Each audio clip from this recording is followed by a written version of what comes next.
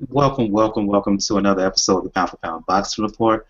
I'm your host, Michael. Joining me this week, coming live from San Diego, Gail Falkenthaler, Communities Digital News, the one and only Mr. Boxing Addict, joining us live from the UK, joining us live from Taiwan, Sean Newton, Taisha Lacey, joining us live from the Caribbean, Trinidad to be specific, what you need. What's going on, ladies and gents? Hey, good evening, morning, day. For those who are new to the Pound for Pound Boxing Report, the Pound for Pound Boxing Report is a live YouTube show / podcast / blog that discusses all things boxing. The motto is when boxing is good, we will talk about it. When boxing is bad, we will talk about it. The bottom line is, if it concerns boxing, we will talk about it. If you want to find information about the Pound for Pound Boxing Report and where to find us all over the internet, all over social media, just go to the blog page, p4pboxingreport.wordpress.com. The link, let me repeat that, p4pboxingreport.wordpress.com. If you look to the right of the blog page, where you'll find articles and videos and whatnot done by not only by yours truly, but by Gail Falkenthaler herself, as well as Kayla M. Lewis, who both wrote some blogs for me this week on the blog. Gail wrote something about Chavez Jr. About Chavez Jr., his latest fight. Kayla, she wrote a very good article about Donnie Nietes, who we talked about last week. And before I get the rundown, I want to say thanks to you guys and ladies and gents for covering up for me last week. So the power went off on me unexpectedly. Duke Power messing up, the power company messing up. Took the power off to do some repairs. Didn't tell a brother. So that's why I kind of went out. I went ghost, if you will, during the last few minutes of the show. So I want to thank you guys for covering up and ending the show for me. But back to the blog page where you can find links. If you look to the right of the page, you'll find links to where to find us all over social media, all over interwebs. The two links on G+, the Facebook page, link for the Facebook page, link for the Tumblr page, link for the podcast page on Podomatic, where you can find all previous episodes of the Pound for Pound Boxing Report podcast. The Twitter link for the Twitter handle, which is at P4P Boxing Report. The link for the live YouTube show. The link for the Pinterest board. Link for the RSS feed if you want to subscribe there and check the show out there. The link for Stitcher Radio. We are on Stitcher Radio. Just do a search of Pound for Pound Box Report, POUND, the number 4, POUND Box Report. We're also on Flipboard Magazine. Check us out there. Just go to Flipboard Magazine and just look up, again, Pound for Pound Box Report, POUND, the number 4, POUND Box Report. And lastly, we got a link to where you can donate your account, be a friend, be a pal, be a buddy, donate your Twitter account. DonateYourAccount.com/P4P Boxing Report is the link. What happens is, should you donate your Twitter account, any tweet that comes from the Pound for Pound Boxing Report Twitter page, your Twitter account will automatically retweet any tweet that comes from the P4P Boxing Report Twitter page. Let's get the show started tonight. I'm going to recap of what happened last week. I know Chavez Jr. was the big fight, and we're going to talk about that and that fiasco of Chavez Jr., how he showed up in the ring. But I want to go off on a different note, talk about the doubleheader, the PBC on CBS doubleheader, headlined by Carl Frampton, who scored a surprisingly very good win, a win in a surprisingly very good fight over Alejandro Gonzalez Jr. Frampton knocked him down twice in round 1. Didn't really get things going, in my opinion, until round like 4, 5, and from there he took over the bout. Alejandro Gonzalez Jr., the son of former WBC featherweight champion Alejandro Cobrito Gonzalez, who beat Kevin Kelly in 1995 to win the featherweight belt. Lost it to Manuel Medina, fought Luisito Espinosa twice, but Gonzalez Jr., he's a fighter on the rise, in my opinion. He's a fighter I want to watch in the future, but Frampton, mainly with that jab, mainly with that left hand, which is one of the best left hands in the sport. He used the jab. He used his experience to take advantage of uses his experience in class to originally take control of the fight. Won by unanimous decision, 116-108 on 2 scorecards, 115-109 on the third scorecard. I want to go to Taisha first. Unmute your mic, Taisha. Your thoughts on the fight? Were you surprised by the early success of Gonzalez Jr. and your overall impressions of Scott Quigg? How much have you seen of him? How much have you seen of him before? If this is your first time seeing him, your thoughts on him as a fighter? Okay, well, I want to start out with Gonzalez. Never heard of the kid prior to watching him fight Frampton, and I was amazed at what he was doing in the ring first off. Now, where I think that Frampton... Your mic is, excuse me, Taisha, your mic is a little bit distorted. We're hearing a lot of some background noise. I don't know what's going on. Is that better?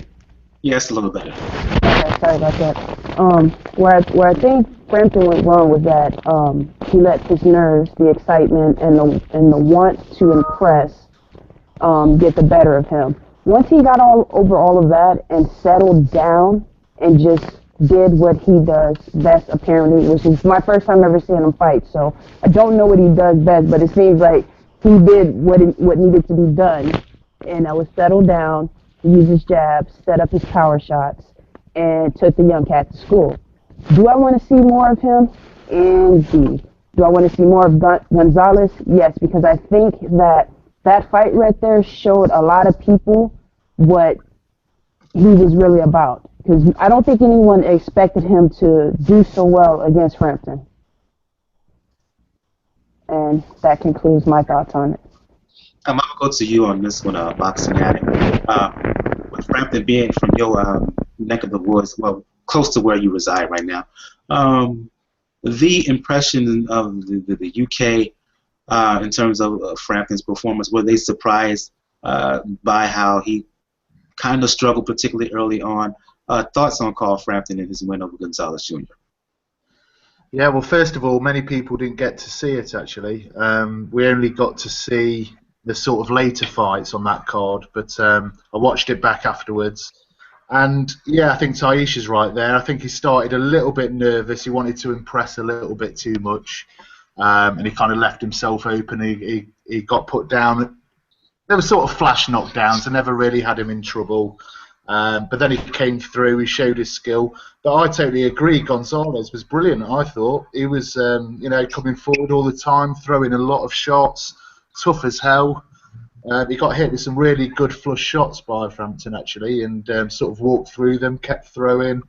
Frampton won the fight quite easily in the end for me, but he was always in the fight, Gonzalez. Having watched Frampton from the early days, from literally his, first 3 or 4 fights, started watching him, and Quigg, to see them both progress in the way they have, it's interesting. Frampton's obviously gone over to the US, he's trying to make a statement out there. It's funny, actually, before Friday or Saturday night, everybody was saying, Frampton's so much better than Quigg. And then after those performances, where Quigg has obviously knocked out Martinez in 2 rounds and Frampton got put down, people are starting to rethink it a little bit. I've always been a big fan of Quigg's. I think it's a very 50-50 fight between him and Frampton. Frampton's very skillful, but Quigg is a powerful body puncher, come forward. He can give him a lot of problems, put a lot of pressure on him, and that'll be a really good fight if it happens. So, was it impressive by Frampton? Not particularly, but he showed the skills that he's got, and it's going to be interesting to see how he progresses. Hopefully, he can get that fight with Santa Cruz, I think somebody mentioned, might be in the offing, if Santa Cruz gets past Mares, of course. I'm going to go to you on this one, what you need. I'll mute your mic, sir. Talk about Frampton. I mentioned earlier about the left hand and the jab and the overall left hand of Frampton, which I really like. I love the way he jabs. I love the way he can. As I said on another show this weekend on Wingy Boxing's podcast, as well as EJ Boxing Live, I love the fact that Frampton has what I call an educated left hand, because he can do so much. He can not just single jab, he can double, triple jab. He can hook off the jab. He can counter, lead, and he can throw uppercuts and hooks on the inside, back to back, and he can counter with the left hand. Talk about the technical prowess of Frampton and how it really took over the fight, and talk about as well young Gonzalez, only 22 years old, but he has a lot of potential. I think if he improves from this fight, I think he can be a player at 122 pounds going forward. I absolutely agree with you, man. I absolutely agree with you. I think that Paulie Malignaggi was actually, and Virgil Hunter, they were commenting about the touch jab You know, people. I guess people don't know too much about the different kinds of jabs, but Frampton was using a spear jab. He was using a touch jab on Alexandro to sort of locate and keep his jabbing hand at home. So that's how he was controlling Alexander, because Alexander also has a pretty good jab. He has an excellent jab, actually. And he's very rangy. I love how Alexander fought on the back foot as well. He could fight coming forward or going backwards and counterpunch. In fact, that's how he dropped Frampton the first and second time. Caught him counterpunching him. I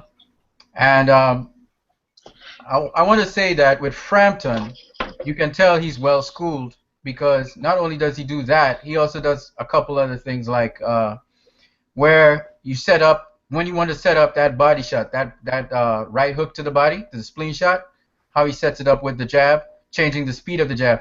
Earlier on, he was trying to force the jab. He was trying to use too much power, and you know, he wanted to kind of mow over, just blow over Alexandro, and he realized that couldn't happen. So he then later used the jab as it's supposed to be to control Alexandro, changing the rhythm of the jab up, changing the types of jabs so Alexandro didn't know what to expect, controlling him with his jab, you know, so he could land not just a straight right, but that left hook, the left uppercut. So, you know, I liked what he was doing. I loved how he was pivoting, using his pivots as well, and also fitting into the spaces that Alexandro was throwing. You know, when Alexandro throw a shot, he would sort of feint as if he was going to go in, stay on the outside, let Alexandro throw the shot, and then fit into the slot, into the space, and land his hooks and his uppercuts. So I thought that was really brilliant as well of him. I love that. I like the pull counters too. Really nice stuff. Yeah, absolutely. Go ahead. I'm sorry. That's it, pretty much. I don't want to say too much. Okay. But go ahead. Yeah, but he was beautiful in terms of being defensively responsible. I like people who are defensively responsible. He got overly aggressive early on, got dropped 2 times because of that. But I think the change in the fight happened when the third low blow, when Alexandro got penalized a point. I think after that third low blow, Alexandro realized he had to sort of, when he's doing his uppercuts, he needs to make sure that he doesn't hit hit Frampton in the cup, because he was really nailing him in the cup, man. It's funny. Absolutely. I'm gonna go to first you, Gail, and then you can follow up, Sean. I'm gonna ask you about the future of Carl Frampton. I know everybody's talking about the potential bout with Scott Quigg, but after the bout, Frampton talked about how he intimated that he may have had some issues getting down to 122 pounds. Leo Santa Cruz was in the house, he was in the crowd. Santa Cruz has a fight coming up with Abner Mars next month, and I'm hearing right now that should Santa Cruz indeed beat Mars, that there may be a potential Frampton Mars bout down the road. I don't know if it'll be a 122 or 126. So Gail, and then you, Sean, talk about the fight first, and then talk about the future of Frampton.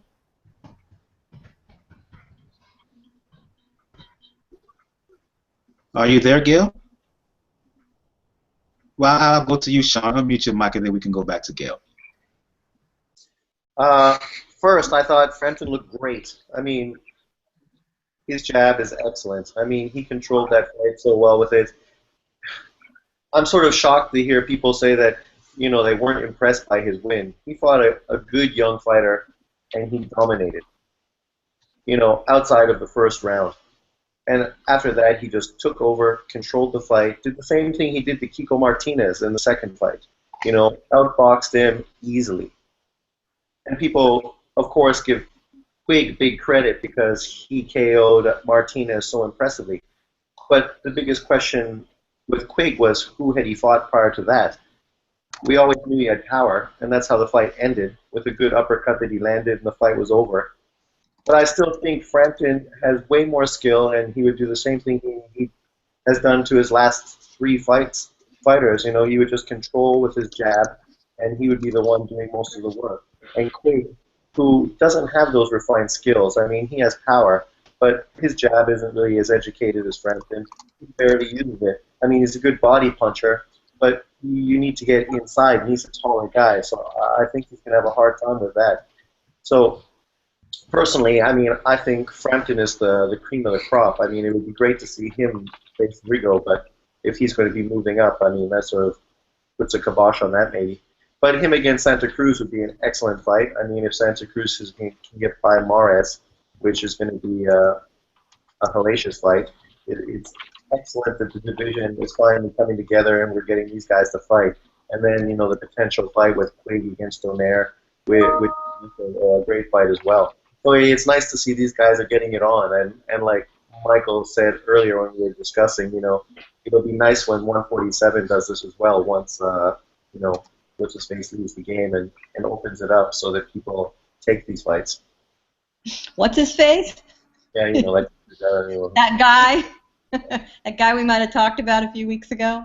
Yeah, I agree with you, Sean. The activity alone in these weight classes is heartening to me. You know, I'm sort of less concerned about exact matchups as long as they all just start mixing and matching. The cards are all being thrown on the table and shuffled around, and, you know, whoever ends up together, you know, there's some, I mean, they're all good matches, and as long as they just keep at it, they'll all make the round and get to everyone eventually. You know, I think Carl, he said himself in post-fight interviews, he wanted to please and impress so much that he was just really tight. And it was interesting. He complained about the canvas on the ring being too spongy for him. Not what he was. You know, and stuff like that can really throw you off. He fought his feet. He fought with his feet unusually wide. And afterwards, I'm thinking the fact that he may have had issues with the canvas. That's why he fought with his feet wider than usual. And that left right on target. Right. Yeah. And for me, that left him open, and it caused him to get hit with some punches he usually doesn't get hit with. Yeah, but you think about it. Think about yourself and your body weight, and, you know, your feet not feeling a firm grasp on the ground. You know, have you ever walked down a flight of stairs in the dark and you're not quite sure where they are, and you kind of have to feel them, you know, as you go? It's not like the ground isn't solid. It's just you don't quite know where things are. And he's feeling sponginess, you know, where he thinks he's supposed to feel something solid. So if that's really the case, it clearly appears to be, plus his nervousness, all that aside, you know, once he shook off those issues and jitters, he was fine. And, yeah, one of those knockdowns was, you know, an inch from not being a knockdown if his glove hadn't brushed the canvas behind him. So, you know, come on, that wasn't really a deal. Very impressed. But Gonzalez has nothing to be ashamed about. It was a wonderful bit of exposure for him.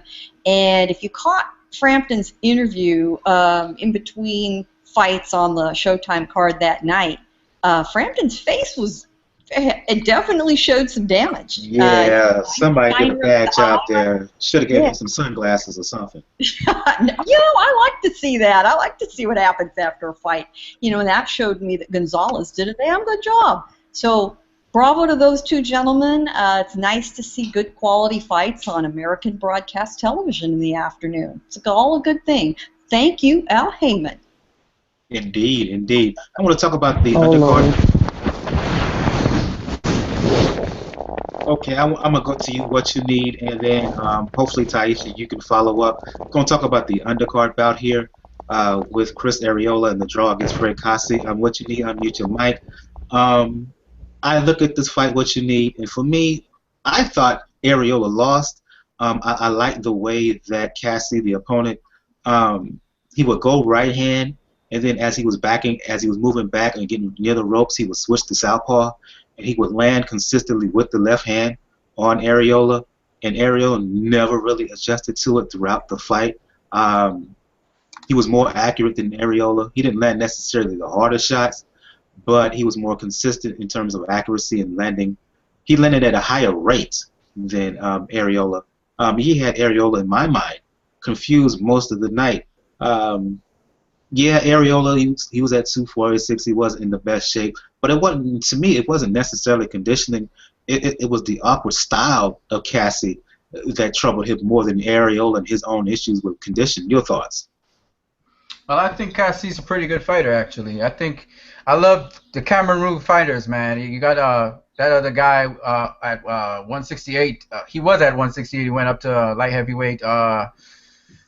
Tough dude. I forgot his name right now. He fought Anthony Durrell. Oh, Bika. Bika, yes. Sekio Bika. They're both from Cameroon. Good fighter. The thing that I think a lot of people forget is Amir Manzoor knocked him out in the 8th round, yes. But he was no run over. They went the whole distance, right? So he was able to showcase what he could do. I think he did excellently. I kind of disagree with you. I agree with the judges. It was a draw, in my opinion, but it was a very close fight, in my opinion.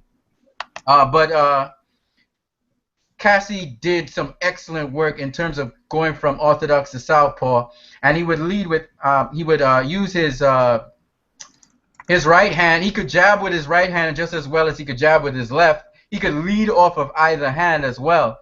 So that made it really fun to watch, and it was nice to see him putt-shotting and keeping Arreola off balance, shall we say. He couldn't set to really throw his punches. Right.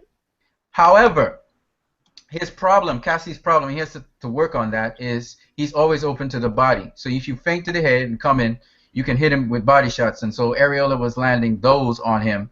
But at times, I think Arreola was actually gassed out, and Cassi was bringing it to him with that kind of, what do you call it, lead right or lead left, and then he slip under and just go to the side. It was beautiful stuff, man. Beautiful stuff by Cassi. Particularly when he was along the ropes, he would do that a lot. Oh, man. It's just, he's tagging him up like, but I think he didn't have sufficient power to really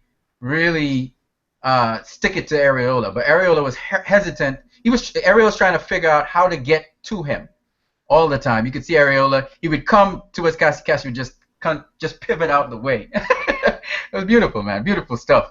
But Arreola took it up in the 10th, I think. It was 10 rounds. I think he took it up in the 10th. He got hit a lot, but he also landed some shots. So it depends on how you look at it. I think Cassi could have pulled that away. It could have been 6-4, or I had it 5-5 in my opinion. I was looking at it and I was saying, Steve Farwood had it 1 round extra to me. So, you know. But good stuff by Cassi. He's a serious fighter, and people need to understand these underdogs that are coming in there live, all of them. Reyes, Cassi, Molina, the guy who fought Thurman last week, forgot his name. I forgot his name.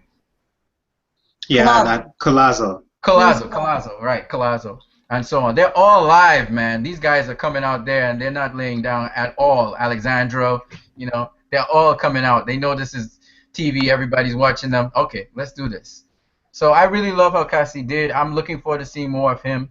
I'm pretty sure they're going to see more of him. And he thought he was robbed. So I'm pretty sure we'll see him again. I'm looking forward to seeing one of my favorite underrated fighters, Carlos Molina. I think he's 2 or 3 weeks from now. I was sorry that he lost to, what's his name, the current champion right now. He lost in Mexico. But I think he wasn't in shape. But I'm looking forward to seeing him perform better. But I'm just saying.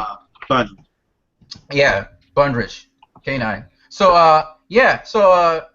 that's basically it. I think Cassi can box. He was landing a lot of headshots, less body shots. So I think people were paying attention more to his headshot work than his body work. And that seems to catch people's attention. And they wasn't really looking at Arreola's body work. And he rocked him a couple of times with that overhand right. He did catch him with that kind of anchor punch, Marcos Maidana overhand right thing that he does. It's really nice. I'm going to go to you, Taisha, and then you can follow up, Shaw. Your thoughts on about Taisha. And afterwards, this is supposed to set Arreola up for a bout against Deontay Wilder. The way he fought last week, he didn't earn it. He basically said as much as that he didn't earn the bout with Deontay Wilder the way he fought. Your analysis of what went down. I agree with what you read. I also scored it a draw, as I don't think either fighter did enough to warrant a win. I don't know much about Cassi. The only fight that I seen was the one that he fought against Amir Imam, and he lost. But the way the fight went on either side was pretty much lackluster in my opinion. I don't understand how do you have so much success using your jab and then abandon it for the rest of the match? Because I think Arreola was doing well with the jab, setting up his stuff, and he just completely freaking abandoned it. And I don't understand that. And then as far as Cassie, it just seems like he was just really tentative to like engage or do anything extra than what he was doing. Like, yeah, you may be tagging him up a little bit, but you got to cement the fight. You can't leave it up into to the judges, because you don't know what the judges are seeing out there, what they're gonna they could have given Arreola the round because he hit you 2 or 3 times at the end. You got to make more of a statement than what he was. So for me, as far as him feeling like he was robbed, I believe we were robbed, because that was a piece of shit fight in my opinion. And as far as Arreola, that being a showcase fight for him to fight Deontay Wilder, hell to the no. I don't see that being, no. He don't deserve it. The other guy didn't deserve it. Put two other people up there, share some Twinkies or something. I don't fucking know. He don't deserve the fight. I don't know.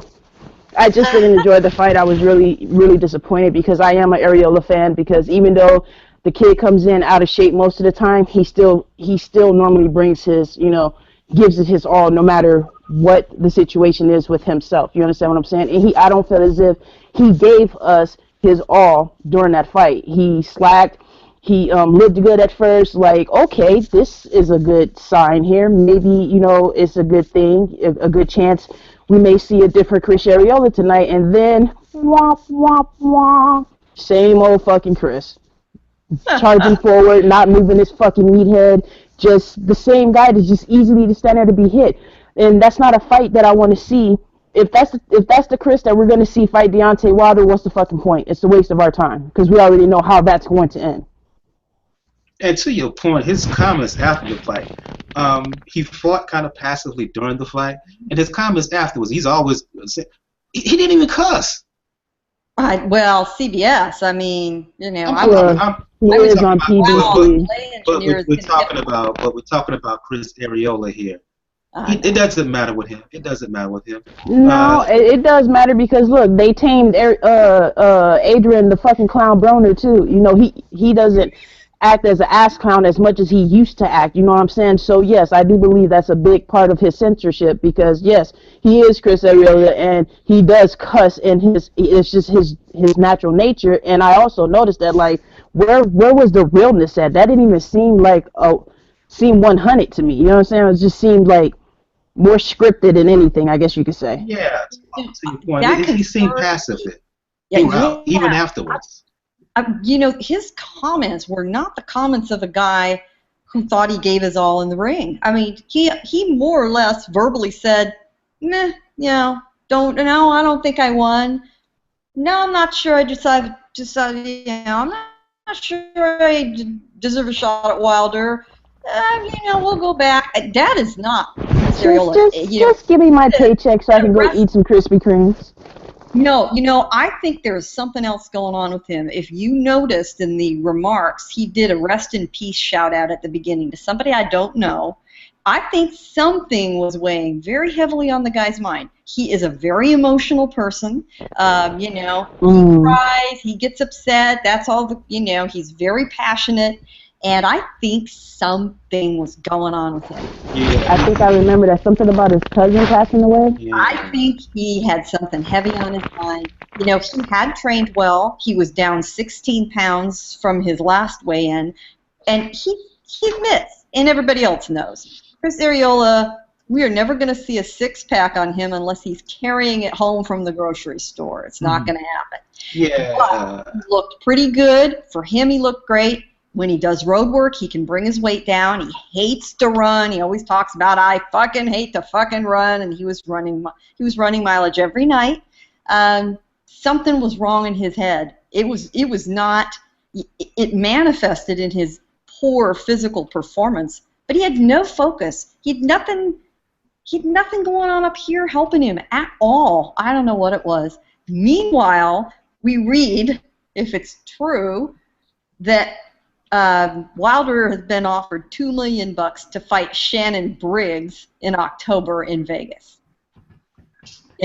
Briggs will not leave well enough alone. What can you say? But with Arreola's performance and the lack of any sort of fan appeal or knowledge for Cassie, as decent a job as he did, Who the hell knows now? It might actually happen. Briggs is, what, 43 years old? It's ridiculous.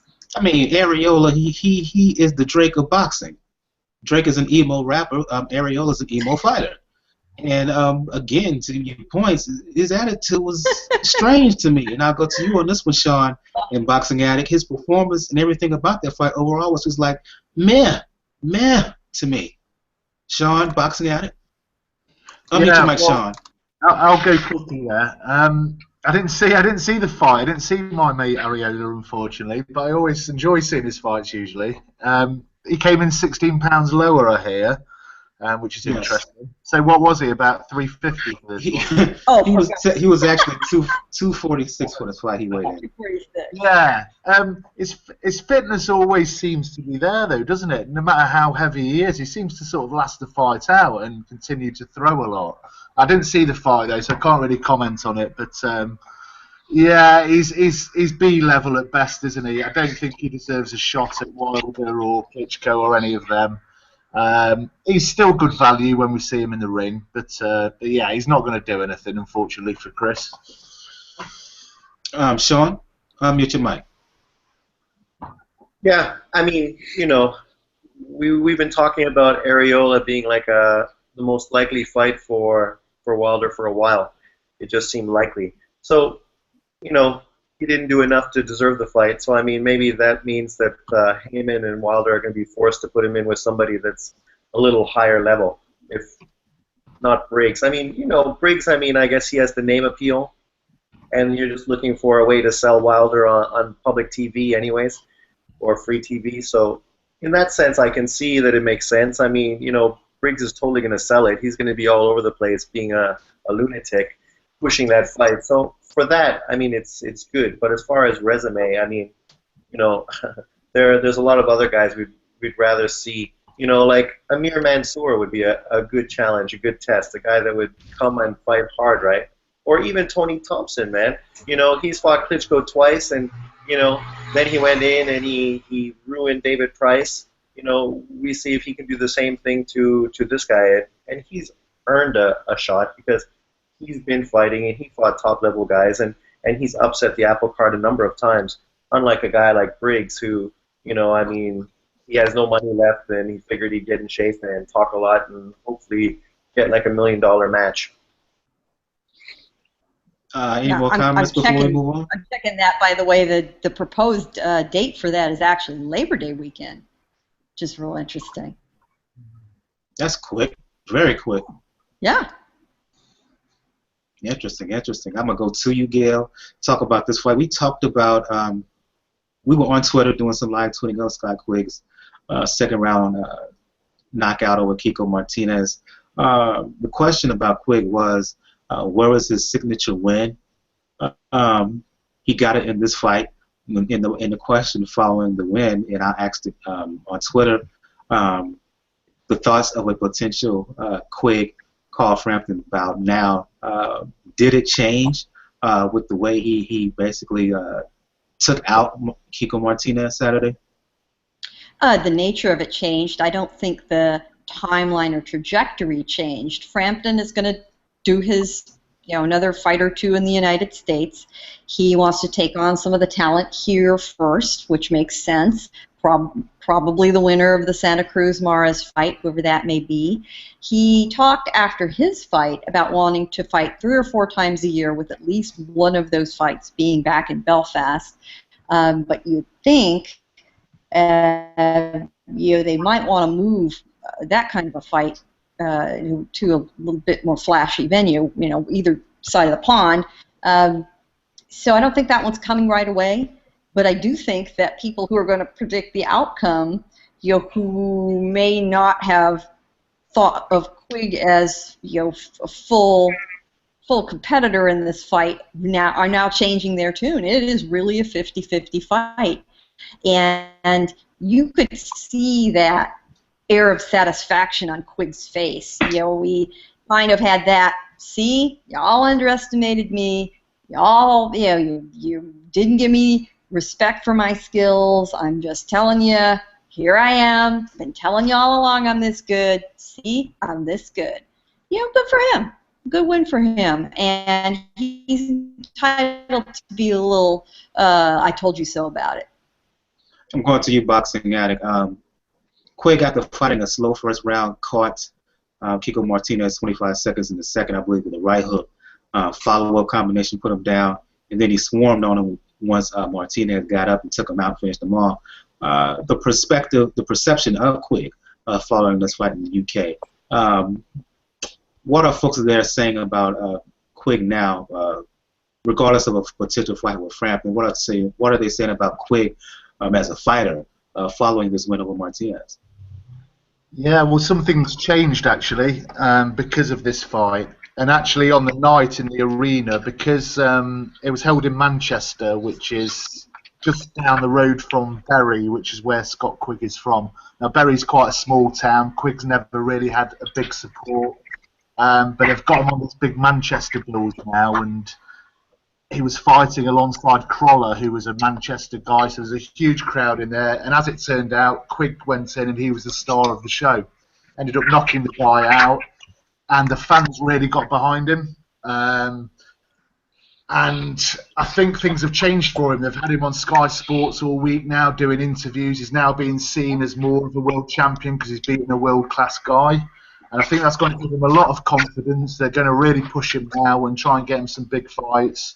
And I've always known that Quigg's good. I think, everybody slates him, oh, he's only a regular champion and he's quite limited. I don't think he's that limited. He just needs to get the big fights and prove himself. I probably agree in that Frampton is definitely more skilled. He's got a lot more in his armoury. He's got better movement. But Quigg is a very clever boxer, actually. He's one of those that kind of... He'll suss you out the first 2 or 3 rounds, and then he'll try and get in close and land his shots and wear you down. And he could do that against Frampton. That's a very even fight in my book, especially with Frampton being put down in that fight. It's proved that he can be put down, and Quigg showed that he's got a decent punch. And if he connects with you, he can jump all over you and take you out. So I think that fight's going to happen in the UK next year, possibly in Ireland, actually. It'll be an open-air stadium somewhere. It'll build up and build up. Hopefully they can both keep winning, and then that fight will be huge, and there'll be a big purse in it for both of them. I think it'll be the biggest fight out there. So, but obviously we've talked about this before, with it being in the UK, it's got to be in the summertime because of the weather. So, I'd say maybe sort of June to August next year, we might see that fight. Going to go with you, Sean. You mentioned Quigg during your breakdown of Frampton bout, and I tend to agree with you on a potential fight. Look, Quigg, he looked terrific in that win, but I don't want to get to be so reactionary about the bout. People will look at this and they will see the way that Frampton struggled early on, and some will say automatically that means that Quigg, is going to blow out Frampton. I just don't see it. I think while Quigg, the size of him will give Frampton some problems, just like the size of Gonzalez gave him some problems. I think, for me, Frampton does some things in terms of skill-wise, particularly with the left hand, that would give Scott Quigg big-time problems. So your analysis of first of all, of Quigg's win over Martinez and the thoughts of this potential bout between Quigg and Frampton, as well as the rumors that's going around that Quigg may fight Nonito Donaire later on this year. Yeah, I mean, Quigg answered questions that he needed to get answered and made himself relevant and sort of solidified his title, which people have been really critical of since he got it. I mean, he went in with a guy who has good pedigree. Frampton struggled with him the first fight. I mean, easily beat him in the second fight, outboxed him, and made him look sort of one-dimensional. And, I mean, we know that he's sort of a one-dimensional fighter. And Quigg was smart enough to be able to read him and understand what he needed to do and sort of sit there and I mean, the first round was really good. I mean, the pressure sort of looked like it was going to be a really great fight. And then, Quigg got in there and landed that uppercut and everything changed after that. It would have been interesting if it could have went a couple more rounds just to see what would have happened with both guys warmed up and how it would have sort of worked out a little better. But you have to give the guy credit. I mean, he KO'd a top 10 fighter, a guy that, was champion and is legitimate, and also a hard puncher as well. Now you have a potential fight with him and Donaire, who was the superstar at the weight until, getting beat by Rigo and stepping up and then getting beat by Walters. Now coming down and, looking okay against, B-level opposition. So it'll be a good test for both of them. It's good to see what Donaire can do against a legitimate fighter, and it'll be good to see what Quigg can do against a guy that is a little more of a package than Martinez was. So, it's good. I mean, I'm excited to see all these fights unfold, like Gail was saying before. You shuffle the deck, and I mean, even if a guy loses one of them, it's not bad, because actually it might make it easier for them to jump into a fight with one of the other guys, and then we'll get like what we want, what we've been expecting, what everybody hopes for. Because we know styles make fights. One guy will lose to one guy, but then he'll beat the other guy, and we just want to see it played out. And then after it all plays out, we can look back and see how it worked out and who was the best, and we'll have a better view of the picture. So it's exciting that it looks like we're going to get that. Go to you on this one, Taisha. Then to you, what you need. Your thoughts on the on Quigg's win over Martinez, as well as a potential bout against a Donaire down the road. First, Taisha, and then what you need. Again, I'm sorry, I don't really know much about the UK fighters, but I did catch the Quigg fight because you posted the link for me, and I enjoyed the 2 rounds of fighting that happened, because in the first round it seemed like the Kiko Martinez guy was giving Quigg some fits, and then the second round it seemed like Quigg, got his wits about himself, and and that KO happened. Now, as far as him fighting Nonito Donaire, I want to see everybody fight everybody personally. So I don't care if he fights Nonito Donaire, whether he fights Carl Frampton, whether he fights Rigo. I just want to see the fights happen. I'm just that type of fight fan. I just want to see good fights happen. With the top guys, and I want to see the not so top guys, fight each other to make it to the top guys. You understand what I'm saying? I'm tired of seeing the top guys fighting the lower guys, and the lower guys just not doing anything. But as far as Quigg goes, from his fight on against Kiko Martinez, I want to see him fight Frampton. So that's how I feel about it. What you need? Unmute your mic, brother. Yeah, well, with that fight, I didn't watch it, so I can't tell you anything about it. I'll be honest with you, I didn't watch it. But what I've seen of Nonito Donaire, that's a good place to go. I think Quigg versus Donaire would be a nice matchup. Seeing that Donaire, I think he got a second round knockout as well against a lesser opponent. I think it was a Frenchman or something like that. So yeah, I would love to see Donaire versus. I would love to see Donaire. To me, is the real deal. So until somebody proves me otherwise, at 122, right? Super bantamweight, Yes, yes. I don't want to see Donaire at 126. I don't think his power went up with him that high. So I want to see him continue to fight at the 122 level. Agree. Yeah. So unless somebody else proves me otherwise, other than Rigo, but he may, depending on what happens, Rigo may rematch him in the future. We'll see what happens. But until somebody proves it otherwise, I think Donaire, his skill set is pretty good. I want to see him fight all those other guys. He's my guy because he's been fighting everybody. He's not been, afraid to fight anyone. So I want to.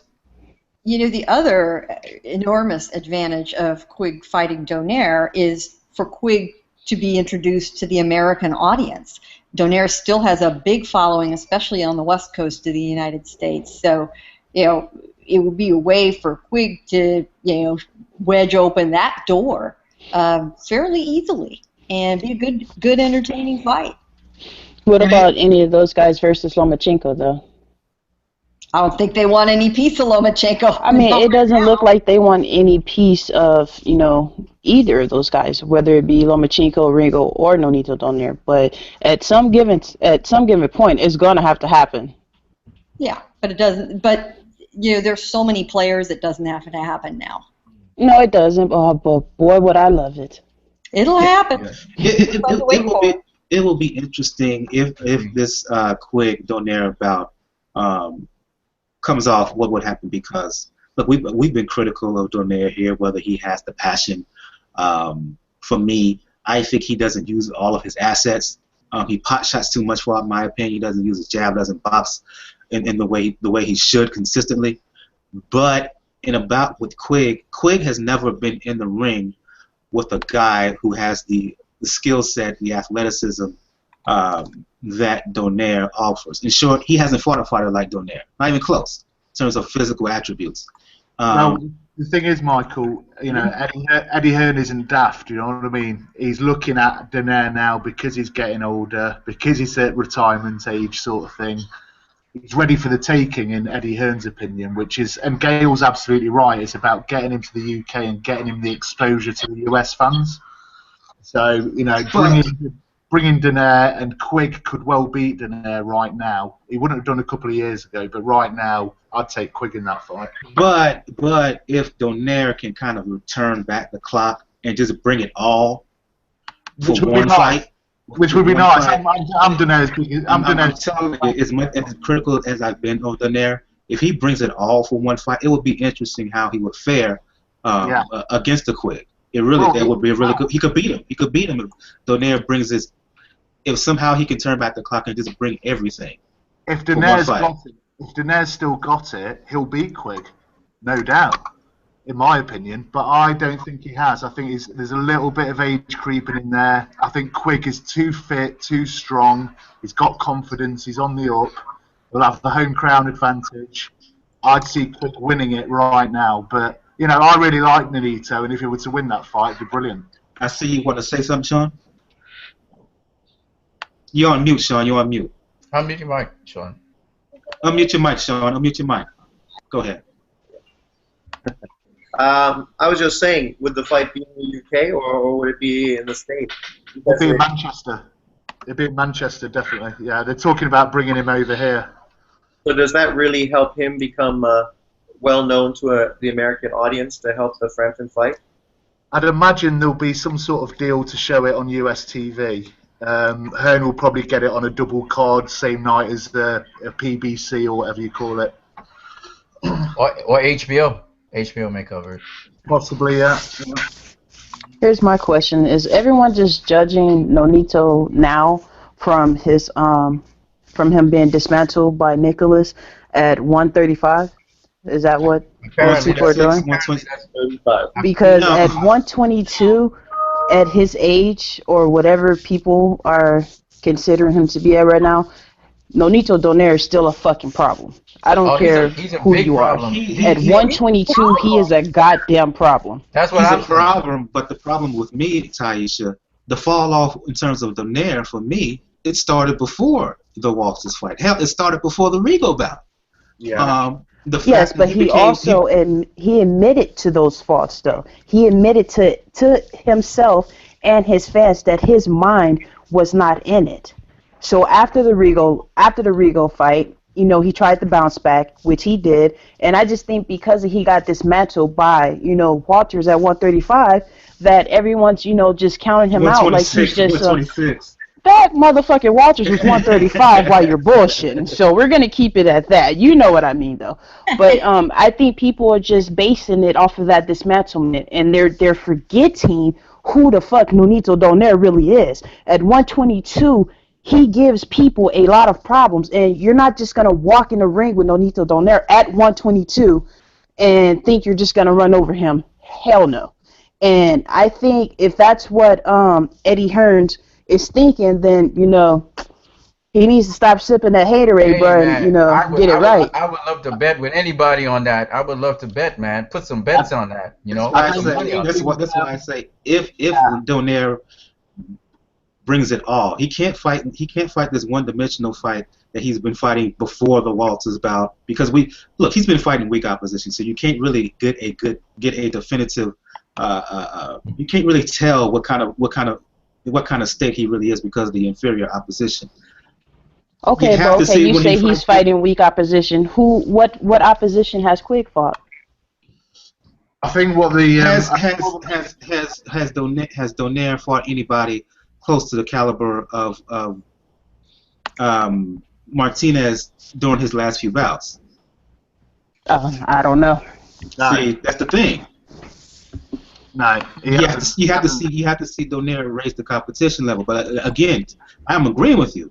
If he brings his A game, if he stops being so one-dimensional, if he uses his jab more like he used to, right? He can Quigg hell. The Fair enough.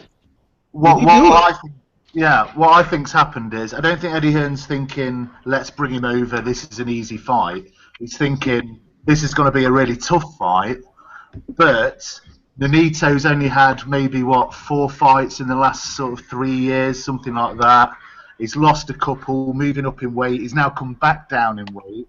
I think as you get older, coming back down in weight isn't necessarily a great thing to be fluctuating like that.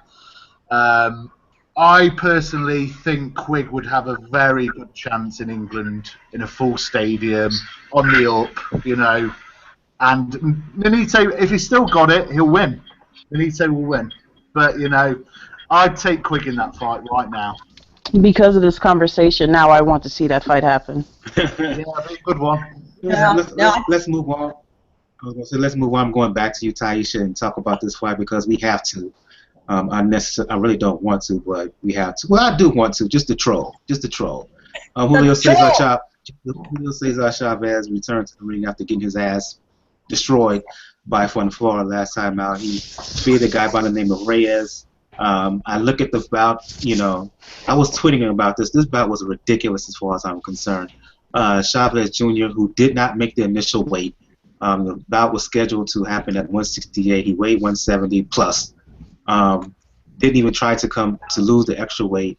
Instead, he gave Reyes some money in order to, because he didn't make the weight. And the fight itself, Chavez, who looked big as a house, he looked like he weighed 190 plus in the ring. I mean, as I said on Twitter, the dude looked so bloated. He looked like he should be endorsing Gas X. He bullied. He does what he usually does. He bullied this guy. He was inconsistent. I'm pretty much done with this guy, Taisha. Your thoughts on Chavez Jr. in this win over Reyes? And you can't get nothing from this. You can't get nothing from him. This even raises more questions about Chavez Jr. even though he won. Like I said earlier, it's like I don't want to be the person being extra critical of him because, like I said, I used to enjoy watching Chavez Jr. fight. But with that being said, I think a lot of people are super critical of him because of his name, because of where he comes from. Now, outside of that, I just think the kid needs to find his own identity. You know, he's living in his father's shadow, and you know, find a weight class that he's comfortable at. It's clear that, you know, for where his weight is, you know, 170 plus, the talent in that division is too much for him. He can't fight in that division.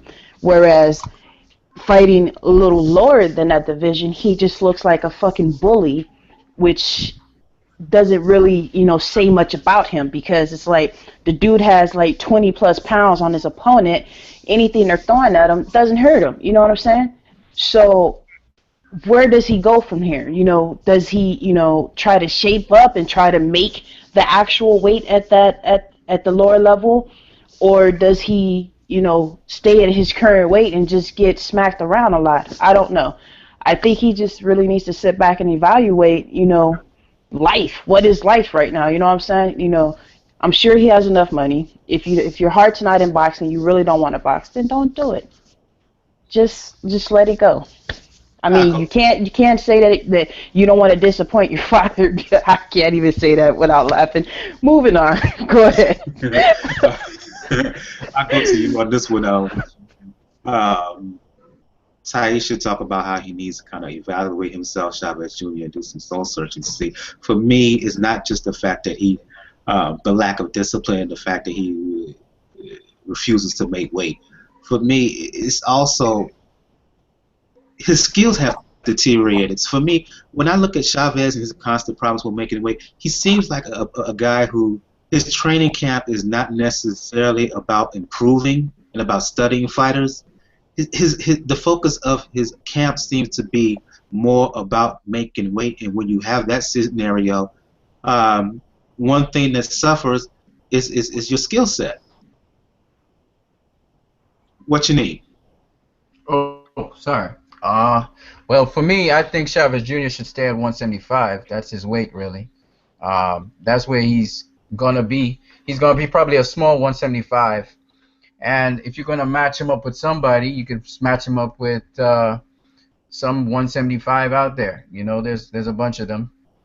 Just don't go with somebody too strong right now. Get 2 or 3 fights in, and then. But he's too big for 168. He definitely is too big for 168. I think they did a catch weight of 170, I think it was, and he couldn't even make that. So you might as well just stick around in 175, unless he keeps on training and he sees if he can make the 168. Maybe it's because, you know, coming off that long layoff, get that first fight, then he tried to make weight again in the second fight, and he's learning with a new trainer, Robert Garcia. So they doing. But what you mean long layoff? His previous Fonfara was only 3 months ago. He means before that. He meant prior. Okay. Okay, before that. Okay. Yeah, 13 months before that. Yeah. So all I'm saying is, if he wants to try that 168, because he knows 170, 175, they got bigger dudes up there, and he won't have that size really for his advantage.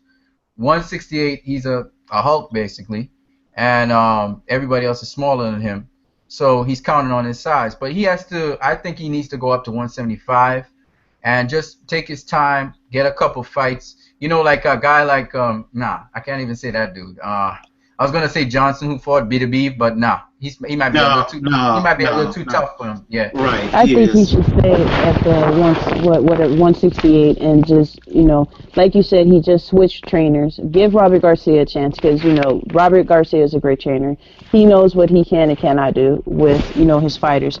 I think after a couple, you know, this little time where they have right now, from now until the time he gets to his next fight, I think Robert Garcia will do something better than what we see. Well, actually, in the fight itself as well, I noticed certain things that Robert Garcia was teaching him that he actually did. He did implement the jab earlier on. He also used that high guard. He used the high guard defense instead of just with Fonfara. He was just walking into Fonfara and dipping his head down. He did it in the fight as well, but he did it less. He used the high guard to get on the inside. Sometimes he even used head movement. So he did do some of the things, and then he just kind of abandoned everything. Right, because old habits are hard to break. He's been doing that his whole fight career. That's his identity. You know, the high. You know, just walk in with your head in your opponent's face and, you know, and bully him over. But like you said, you've seen that some type of improvement. Whereas I'm sure everyone else seen it outside of the criticism. You got to take the good with the bad, and that's what Garcia is trying to do. Exactly. Yeah. So I just think though that. I think it'd be less strain on his body to make that 175. I know he never makes weight. Everybody knows Chavez Jr. is a guy who just never makes he never makes weight. So I'm just saying that 175, maybe he'll come in 180, I don't know. You know, Chavez Jr. just never know. But I'm just hoping that you know, he would stay at probably that weight class, start small, get acclimatized to the guys. I think he fought Fonfara, was a hell of a fighter. Fonfara is a hell of a fighter. If anybody knows, followed Fonfara's career, hell of a fighter. So he really picked a tough one to crack. I think it's going to be, if he can, it's going to be easier for him for now until he gets to the next big guy. So anyway, that's my opinion. I don't know if it will work. Sean, and then follow up, Gil.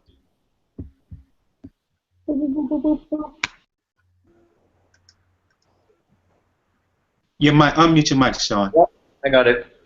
Sometimes it's touchy. Chavez, I thought he looked like a superstar. Unhuman. You know, the body work, the shots to the head, walking through the power. Sir, Sir. Are you trolling me on my own show, sir? Check yourself before you wreck yourself. Oh my God. Superstar, more like a super heavyweight.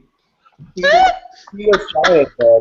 Like in that fight, when I saw him like fighting that guy, he was plotting. He was huge. It was just like, fuck, man. If you don't walk through this guy, something's wrong because you outweigh that guy by 20, 25 pounds. You're gigantic, and this poor guy is getting a paycheck fighting you, thinking if he beats you, it's great because you're a name, and he's Mexican, you're Mexican, so it will be huge for his career. But giving him no chance, taking all the opportunity away from him, just so that you can get out there. I mean, he should have just retired after the fight where he got knocked out, and left it at that. Because now it's just becoming a comedy show. You know, A joke. what can he do? Like, you know, he might as well fight Ward, have Ward kick his ass, and give Ward a big platform. Because what else can he do with his career? I mean, you know, he can't fight at the lower weights, and 175, he's just going to get his ass beat. So at this point, it's just, I don't see the end game. Because, I mean, he's a spoiled rich kid. And whatever way you put it, the spoiled rich kid just doesn't have the heart to train and put in the work. I mean, Gail. Credit to Rez, though. Credit to Rez for that beautiful something. I don't know what it was. Kind of limited, but he survived, though. Hey, Reyes, you know, Reyes is a true middleweight in with a light heavyweight. And he did a damn good job getting through that fight. He finished the fight. He tagged Chavez Jr. several times. Unfortunately, you know, he just didn't have the power to make those shots pay off, which was really a shame. But he was certainly accurate. Reminded me of the first Brian Vera fight. Yeah, it absolutely was exactly a replay of the Brian Vera fight in which Chavez Jr. paid off Vera, who needed the exposure and the platform to go into the fight. He had no chance of, you know, making it. He looked, you know, Vera didn't look too bad at all, but, you know, the disadvantage is just huge.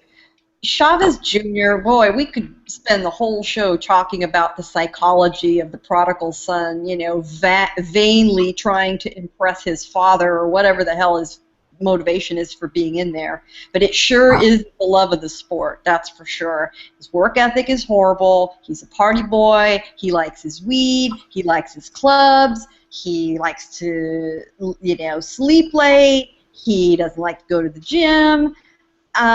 You know, the sad thing about all of this is he does have skills. He does have, you know, natural talent, whether it's the DNA or whatever it is. For those few times someone can get him to focus, he can do it. Freddie Roach remains incredibly frustrated about Chavez Jr. He still to this day feels that if anyone could ever get him to focus and train, he'd be a great fighter, but he's not. He came in and it was a hot mess. It was a horrible deal for Showtime. You know, credit to their announcing crew. They didn't try to sugarcoat it, which, you know, frequently happens when your guy, you know, your main event of the evening, they're going to talk him up. No, they made it very clear that Chavez Jr. was a very doubtful play and had his issues and what we were going to see. And then after the fight, what does he do? Oh, he whines about the fact he didn't perform well because his left hand was hurt. What the fuck was that about? You see Robert Garcia over his shoulder, or in this case, Robert Garcia is over here in the camera shot. And did you catch a look on Garcia's face? Yeah. Robert Garcia does not hold a poker face very often. But man, he was not going to say a damn thing on camera. He was just sitting there. And he wasn't satisfied with Chavez's performance at all. He was irritated. You could tell how, and you know, in the corner, although there wasn't a full translation going on, I certainly didn't hear a full translation. You know, Garcia was really getting in Chavez's face, as he well should. But he barely even he grudgingly agreed at the points where Chavez Jr. decided he needed a little more help with his English, and would switch to Spanish in the post-fight interview, and then he'd look over at Garcia, to translate, and Garcia would look at him like, "What are you looking at me for? Speak for yourself, asshole." I mean, he might as well have said it. He looked like it. Nah, he wasn't. But what I'll say, though, is Chavez Jr., he's training and stuff now, and I think he brings his whole family there. I think people chalk up his past, and it's cool. I understand. He did do some crap, but I think he's really serious about boxing now. But the problem with it is, you gotta stay with one. You gotta stay with one trainer long enough to at least get into some kind of groove. You know what I mean? And I think by switching from Goosen to he's switching too much. You need to stay with one guy. And at least let the system work into you first before moving on. So that's all I'm saying. And we don't know for a fact that it's Chavez Jr. leaving the trainers. It very well may be the trainers leaving Chavez Jr. and they've decided to let him spin the little fiction that he's the one moving on. Out of respect to his father or anybody else in his circle, I think. But look, if you look at some of the competition out there. Chavez Jr. is 6'1". He doesn't look like it to me, but he is. He measures at 6'1".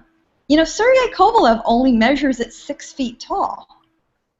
A lot of people I think have a mental picture that Kovalev is a lot bigger than Chavez Jr. He's not. Light heavyweights are not that much bigger. Chavez Jr. is a light heavyweight. So here's what I say: for God's sakes, Chavez Jr. You know what? Suck it up. Train your ass off for one last big payday fight. If you get your clock cleaned, so what? You get a paycheck, and then you check out and you're done. Let's say let me finish. Let's say by some miracle you do win. That is the only way at this point that man is going to win back any respect whatsoever. He has zero. The fans in El Paso should have been cheering him like crazy. He's a Mexican. He is part of one of the greatest, Mexican fighter families in the world. He got booed, even with his father at his side during the ring walk. They walked into a complete thunderstorm of booing and catcalls. And I'll bet you anything, his father has never walked into a boxing arena in his entire life and heard booing. So that's the nature. That's the nature of the sport, man. You're only as good as your last fight, Well, when you say no mas, the Mexican fans are going to say, "We want no mas of you." Forget it. So he lost them. The only way he'll get him back is some really dramatic moment. And he almost had one, out of sheer luck against Sergio Martinez. So, who the hell knows? Throw him in with Kovalev, call it Sharknado Cuatro, and we've got a fight. But after seeing him fight Fun Fire, do you honestly believe that he has any glimpse of a freaking chance in with Kovalev? No. I mean, I know everyone hates the kid, but let's not throw him in there to just get butchered or hammered or whatever the case may be. Let's put him in there with someone who's of his skill level at least, a step up from the people that he's fighting. But I mean, throwing him in there with a Kovalev or anything like that just doesn't seem to help the case at all. Yeah. Well, unless you just want to see him get butchered in the face, then by all means, punch him out. I mean, the only person I can think of right now is possibly a Butte, who's moving up from 68 to 75. There you go. That one. Pascal. John Pascal. Pascal's too much for him. I don't think he can handle Pascal at all. He can't handle Pascal at this point. That's why I say Butte, because Butte he's vulnerable too. Still, physically and mentally. Because I still don't think he's fully recovered from that first beating. The other issue is maybe you put him in, which is completely counter to what I just said. You find some of the young, rising light heavyweights, of which there are several that we've seen, and put him in with one of those guys. Put him in with a guy like Ahmed El Bialy out of Florida. Or even someone like a Edwin Rodriguez, someone of that nature. Yeah, you could do that. Yeah, Edwin Rodriguez is a good matchup. Yeah. But at the weight class, not where he's coming in 20 pounds over the person. That's what I don't want to see. I don't want to see another bully fight. I will give Chavez the tiniest little between my fingers. Everyone look closely right here. I'll give him that much credit. if he comes in at the proper weight class, which is he needs to be at light heavyweight. Well, Beyond we that, can hope. off to the hand. I'm done with him. You know, If he could make weight at 168, that would be great. But I don't think that's possible. I don't think he can. I don't think it's not that I don't think he's it's not that I don't think he can. I just don't think that he will, because he does not, like Gail said, he doesn't want to train. He doesn't want to go. He doesn't want to go to the gym. He sleeps in. He eats whatever the hell he wants. I mean, the kid was training in front of the damn carnitas grill at Robert Garcia's backyard picnic. I know you guys all saw that picture on Twitter. It's like, oh yeah, I'm gonna hit the mitts a few times, or let me get a bite of that carnitas taco. I mean, come on, bro. And let's remember, Julio Jr. is almost 30. Almost 30. You know, it gets really, really tough to make weight, and he's over 6 feet tall.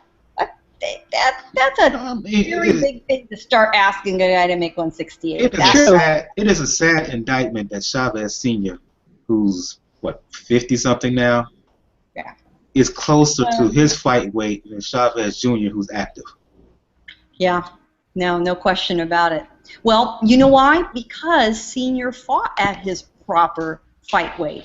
Senior, he works out more than his own son.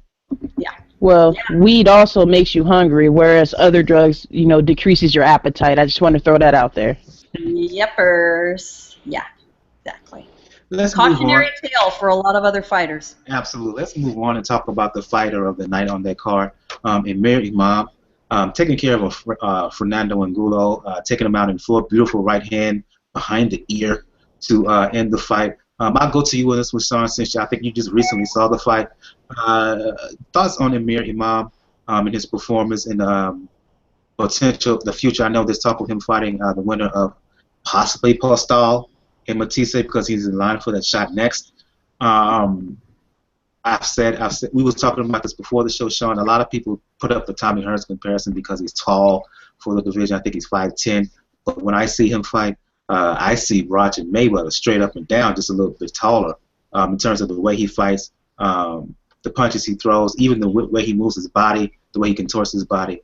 Your thoughts on not only the Angulo fight, but the potential of Iman, who's a prospect for sure. He's a prospect right there in line for some big fights if he keeps progressing. He's good, man. I mean, Don King is doing a good job with him. He's moving him around, moving him along properly. Unlike some other prospects that we could name, who are just being fed like cherries and donuts. He's moved up and he's fought good caliber of fighters, and he's been tested. And he had to fight through those tests to prove himself. I mean, his fight with, I never can remember his name. But it was guy which he knocked him down. I can't remember his name. I know you. Yeah, I can't remember his name, but I know who you're talking about. The last fight, Castillo. No, not Castillo. The one before that. Before that. Fidel Maldonado. There you go.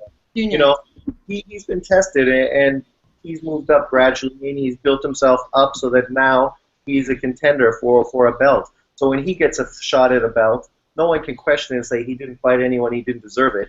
He's moved up.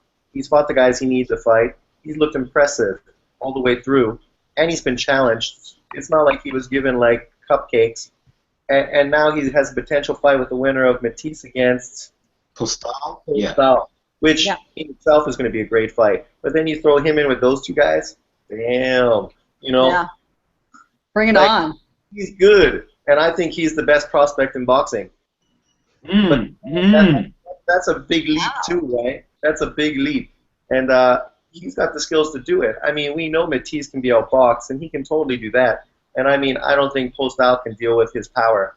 I mean, mind you, not to discredit Postal, he's a great fighter, and he's looked really good, and he deserves this fight with Matisse, and I wouldn't be surprised if he beat Matisse. Even though Matisse showed that he's got more wrinkles than people give him credit for, outboxing Ruslan pretty easily.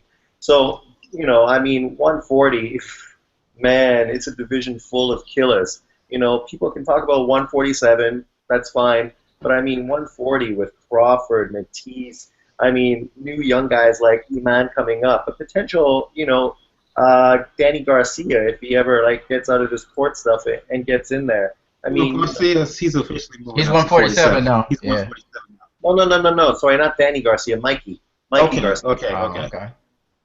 So you get Mikey Garcia in that group as well, with all the other fighters they have. And I mean, 140's looking great. And Iman is being impressive, and his power is serious. I mean, of course, he still looks like he's got things he needs to improve on. He still, seems like he can be bodied and pushed around by guys, but he dealt with it well. I mean, he was inside on the ropes, and he didn't feel like he was stressed out or running or getting pressured.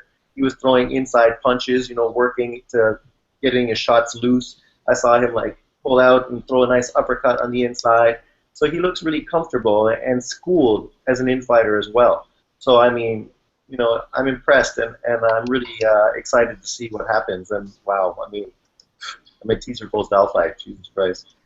I go to you, Gail, then you, Taisha, next. First, Gail. I liked what I saw. I like him a lot. I was ringside when he fought Castillo on the Chavez Fonfara undercard, and what I'm really impressed by is he won the last fight and this fight in two completely different manners. He used the same skills, but it's like two different recipes. He took the same ingredients and added a few different ones in one fight versus the next, and made two different dishes. The last fight, he fought behind a jab. He was very aggressive. He was very busy. He didn't try to go for a knockout punch in his last fight. He just was a dominating force, and it was an excellent decision victory for him. He got a lot of work in, and maybe that was the objective. This time, my favorite thing in the world, a knockout where the guy falls forward. I mean, it's just, he was done. He was done. I like his bravado. He's learned well from Don King, only in America. And, for him to say, hey, I'm good, I'm calling out the fakes who hold the belts and then just give them up. He got under Danny Garcia's collar, which was quite funny. And, hey, Garcia's moved up to 147. But this guy, he's 5'10" and a fraction at 140. He's 24. He isn't going to stay there forever. He's already starting to needle Danny Garcia. I love it. I love that attitude, and that will serve him well as he goes along. I do think he needs to learn some ring generalship. That was lacking. That's immaturity. Otherwise, he's got it all, and he's very marketable. He's a good-looking young kid. He's clearly very comfortable with media. It's all good for him. And in fact, to your point about Garcia, him needling Garcia, Garcia had a little response on Twitter, quoting him, "You young fighter better keep out of my mouth. Keep your name out of my mouth. If you want to have a long career, I suggest you shut up because I suggest you shut up because I'll end it. Team DSG." So there's some back and forth there. Taisha, your thoughts on Amir Imam and his win over Angulo as well as his future? I mean, I really don't have much to say about him. His performance says it all. I've been watching him since about 4 fights back, and in each fight you can see that the kid is progressing beautifully. What I dig the most about him is his attitude towards boxing. Like Gail said, how he just was like, I'm here to be a true 140 champ. All these other fake champs holding belts that don't care about him. That's what boxing needs. You know what I'm saying? That's like that old school flair. And with Danny Garcia even voicing anything about it, just, I don't know. For me, he's just a joke, in my opinion, because he's always so much talk, and then, you're talking trash to someone in the lower weight class that you just, ran away from so you didn't have to fight anybody else there. So I don't want to hear anything Danny Garcia has to say. I think Amir is the real deal, and that, like you said, they are progressing his career wisely, and they're not feeding him, cupcakes. He's getting in there with some good opposition to test the young bull, and that's a good thing. I dig this kid. Can't wait to see more of him. And like I hope he really gets a shot at the winner of the Postal Mutisi fight, because whoever wins that will test Amir's skills in the ring. So that's what I'm looking forward to. And Sean, go ahead. no, go ahead. Go ahead. I'm sorry. No. I'm sorry. I'm good. Go ahead. I was going to ask you a follow-up question, and you can respond as well. What you need. Sean made the kind of a bit of a provocative point that he thinks that Imam is the best prospect in boxing. For those who listen to this show know I'm a big fan of Errol Spence Jr. at 147. How would you compare the progression of Imam to Errol Spence at this point? Because they're at similar points of their career, similar number of fights. Both are close to a title shot within the next 6 months to a year, I feel. Compare the two in terms of their progress. Not necessarily the fighter itself, but their progress. Well, compare them in terms of skills as a fighter, but more to the point, compare the progression of the careers to this point. Yes, you, Taisha, and then you can follow up. Then you can answer as well what you need. Taisha, unmute your mic. Oh, that was to me.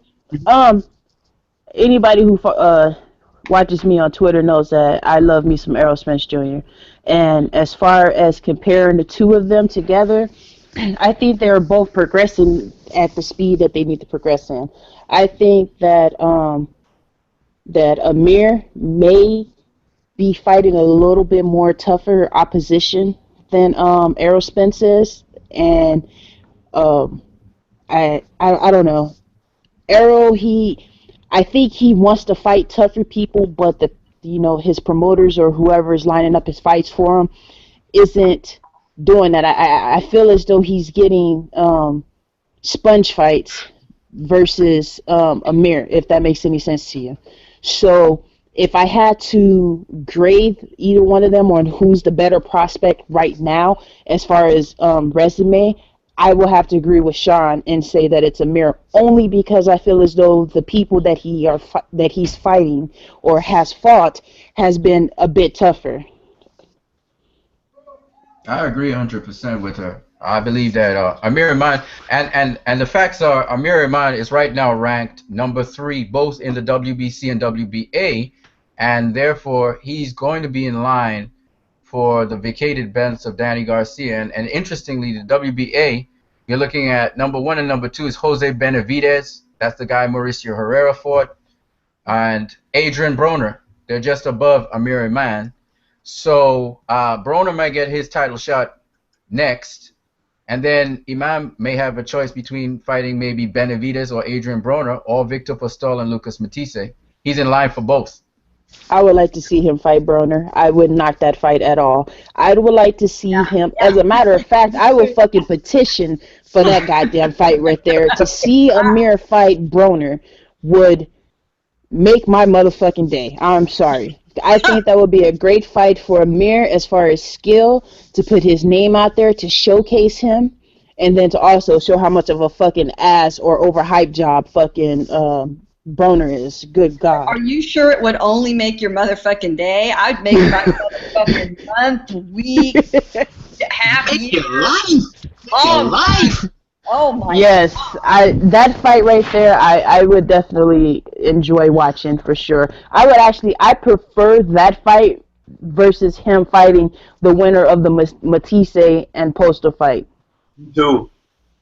I think so, but I don't think we'll see it right away, and it's for business reasons. Obviously, he still got what he thinks is, a cash star in Broner. He's the bad boy of the team. He's still on all the promotional announcements, although why the hell they haven't edited him out of the commercials they run. Pretty weird to me. In fact, Victor Ortiz is still in the last day. But I think when they decide that Adrian is more of a liability than a help, and when they can't make any more money off Adrian, they're going to feed him to Amir, and it'll be beautiful. Well, I can't wait for that. I don't know if you can rule Adrian as getting the title, because you have Jose Benavidez to go through, and he's undefeated. And it depends. I mean, Benavidez, I think he's top ranked though, but still, it would be an interesting matchup with Broner versus Imam. The only thing is, I like both guys, so I would love to see both guys go at it. I know Imam knows boxing. He has a little bit of problems with his head movement, but right. Other than that, yeah. Again, he does. It's just going to be more rounds. He needs to spar some more and get in there. You know, what's interesting about Benavidez, here we come around to this issue of him having legitimately been beaten by Mauricio Herrera. Who, but he's got the interim title, Yeah. So, his skills. I watched that fight too, ringside, and so I think Imam is actually rated. He got that fight. So yeah, I think Imam's higher rated than him. That's true. Yeah, Benavidez, I think his rating is a little off. I don't think he's terrible. Correct. But he did not win that fight. So. I don't see his group putting him in there with Amir though at all. I don't see that happening at all. It's going to be Matisse Postal, and that's going to be fun to look forward to. Yeah, absolutely. Let's move on to the news segment of the show. News kind of broke actually before we got on, as we was doing some pre-fight talk, and I tip my hat to Gail and Shaw for giving me this news. It seems that David Lemieux, earlier today posted that he looks like he may fight Triple G. And I'll hand the mic to you, Gail, and talk about the details. But and you can follow up, Sean. But it looks like in October we're going to see David Lemieux fight Gennady Golovkin. Give the details. Gail, you can follow up, Sean, since you kind of broke the news. Well, it appears that there is discussion between Lemieux's folks and the folks at K2, which is Golovkin's promoter. No huge surprise that he's a potential candidate to fight Triple G. It's been discussed for some time. And neither of them really has another dance partner, so it makes a lot of sense. Lemieux sent out a tweet today that said, I'll have to read this, "Destructive forces about to collide. Can you feel the excitement?" Is what Lemieux tweeted out. Then a reporter who works for BoxingScene.com got in touch with Tom Loeffler of K2 and said, "Hey, is this a go?" Loeffler wouldn't say much about it, but he didn't deny it either. K2 has the Klitschko-Fury fight scheduled at Madison Square Garden for October 24th. Madison? I thought it was in Germany. Take that. No, hang on. Let's see. Is he in the? That fight is. Wow. There's a fight on the 24th at MSG. Where the heck is that fight? In any event, the proposed date at Madison. The proposed date for this fight is at Madison Square Garden on October 17th. The little garden or the big garden? Good question. Let's see. Doesn't say. I'm looking at the report right now. But it is reported that it would be a pay-per-view fight, which would be Golovkin's first headline pay-per-view fight. Sweet. So all y'all who haven't watched him up to now and have been letting that get by, we've all thought that eventually, here pretty quick, we were going to have to start to pay to see him, and it looks like the day may have come. Unfortunately, the last Lemieux fight, very few people saw in the United States. HBO took a pass on it, and it was an absolutely spectacular fight. It was a giant fail on HBO's part. Giant fail. Yeah. You know what? I hope he gets a nice paycheck for this. I hope they say, we're very, very sorry, and here's the pay-per-view, and we're going to make up for it, and good for him, because he put on a hell of a show. That was the same weekend that Ward was fighting on BET. Porter, the big PBC card was going with Porter, and here you had the Lemieux fight. It was on Fox Sports 2, which even I had. That should have been a pay-per-view, man. It should have been, and it was barely even available in the United States. I had to watch it online streaming to be able to find it. My cable system didn't even offer it live to the West Coast. So I'm watching it on an iPad in a bar, and it was, and by the end of the fight, 15 people are standing around me watching on my iPad, you know, going nuts. We had run a youth boxing tournament earlier that day, so we were in the bar by then and watching this fight. Only 155,000 households saw that fight live, and that's just an absolute crime against boxing. So I think we'll have a lot to talk about in the next few months if that thing is a go, and perhaps by next week's show we'll be able to say it's a done deal. K2 tends not to mess around. Those guys, they get their deals done. They know what they want. They're very fair, apparently, because they do make deals pretty quick when they find the right dance partner. So maybe by next week we'll be a done deal. Fantastic. I would love to see that fight. Yeah. Well, first, I think Boxing Yana, he had to dip out early. So I want to thank you for joining us this evening on the show. But to you, Sean, you kind of broke all this news. Your thoughts on this? I know you, like the rest of us, are really excited about this potential about happening. Oh, I mean, you know, it's great to see him finally get a unification fight, which people have been asking for years. And then you have all these people wanting to fight like this guy and this guy, but nobody who's a 160 fighter. So, I mean, none of those fights are really relevant. I mean, this is a relevant fight for a 160 champion fighting another 160-pound champion. And they're both big punchers, aggressive fighters. I mean, you know it's going to be a great fight. I mean, there's no ifs, ands, or buts. You know, this is why people also thought the Froch fight would be great as well, because Froch is a similar type of fighter. I mean, a guy who's going to get in there and he's going to take a couple punches, but he's also going to give some punches. But, you know, he's on the downslide and didn't feel like he wanted to go through all that trouble. And now we get a young guy like Lemieux who built himself up from, you know, his first setback. But, I mean, has always been a monster. And even in the fight he lost, I mean, you know, he looked like he was going to end it early, and he just sort of wore out and was too inexperienced to deal with the things that were coming back his way. Now, after going through that, you know, rededicating himself and sort of changing his style a little bit, he's come on and he's beat quality fighters. I mean, Ndam is a great fighter, a great boxer. I mean, you just need to look at how he dominated Stevens. I mean, dominated him. And, you know, people thought Stevens' power was going to finish him because he showed his chin was sort of questionable against Brilliant.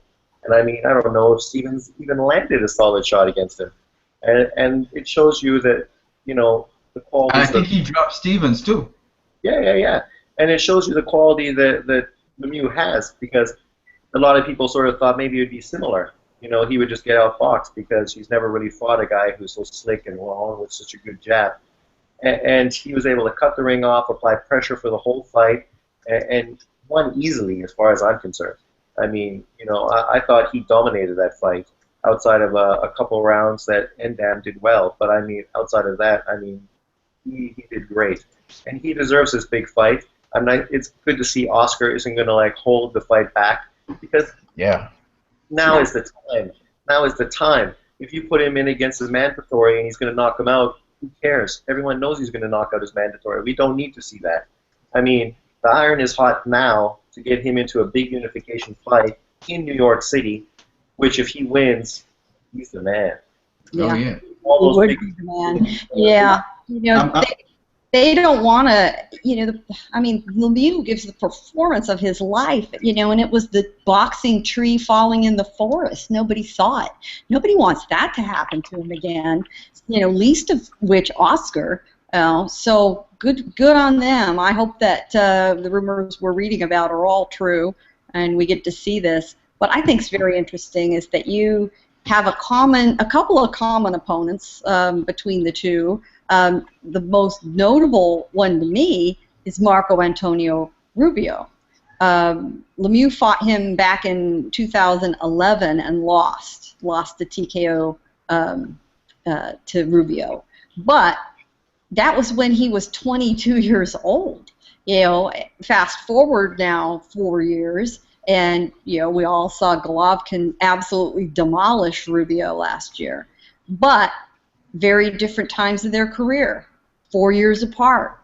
I think a lot of people are going to make a lot of that, and they shouldn't necessarily do so. There's just going to be a lot of fun things to talk about, a lot of interesting dynamics. I think both of these guys will afford each other the respect they deserve and then say, yeah, but I'm going to kill him. I'm going to go to you on this one, Taisha, and what you need. I'm looking forward to this bout as well if it happens. I mean, look, we all know Lemieux. He's vulnerable. He doesn't have the greatest chin. He can be hit, but he's explosive. He has the power. He can hit Triple G with some shots and maybe buckle him. First, Taisha, then you. What you need? Your thought on the news of a potential Gennady Golovkin Triple G bout in October? I'm super excited about it for the simple fact, like you said, that you have two explosive power punchers about to punch each other in the face because they both are easily hit. Golovkin doesn't have the best of defense. We've seen that in the fight where I think his name was Deagle, I think his name was Deagle, where they traded blows. Oh, I can't hear anything. Go ahead. Hello? Go ahead. Can you okay, excuse me. Yeah, I can hear you now. Where they traded blows with each other, and Daniel, to your thing. Daniel Gill, there you go, that guy, yeah. Okay, so I knew it was something like that, but he showed in that fight that once again that Golovkin is always he's available to be punched, but the people who are punching him are basically punching him with marshmallow hands. So now you throw Lemieux in there, who we know has crack potential in his hands, and if he gets the opportunity to land one of those clean shots against Golovkin, we will finally see how he holds up to something like that. Because up until now, no one has been there to test him with that kind of power, because he opposes his will on his opponents early and make them very tentative. Getting hit by Triple G, I'm sorry, I just don't see how they do it, because the man fucking frightens me. And for them to last as many rounds as they do with him, and people complain that they're not throwing much, did you just see him hit him in the liver? I wouldn't be throwing much either. But I don't think we're going to see that out of David Lemieux. I think this man is going to come. He has a point to prove, and like Dale said, if he beats him, he is the fucking man. And I want to see this fight. I'm salivating over here how bad I want to see this fight go down. I'm starting to think about booking that ticket to New York right now. I mean, bring it on. That's worth flying across the country to see. Your thoughts on this? What you need into Taisha's point. The thing about Triple G we have not seen yet is what happens when he gets hit with a real hard punch. Two, what happens when he's forced to fight backwards. He's never been in a situation when he's been forced to fight backwards. So in Lemieux, with his power, with his explosive ability, he has at the very least the opportunity to force Triple G to fight backwards and to hit him with a hard shot. And it'll be interesting how a Golovkin, who's the favorite going in, no doubt about it. But those questions are out there to be answered. And Lemieux is the type of guy who will do some truth testing on Gennady Golovkin in that fight. Well, what I would say is this. I don't know how much he will truly test Triple G, but this is the thing I love. Triple G is now going to be certifiable after this win. Yes. That's all I wanted. All I wanted for him was that he fights somebody who is top echelon, elite athlete. This guy became world champion, so you have to call him an elite athlete.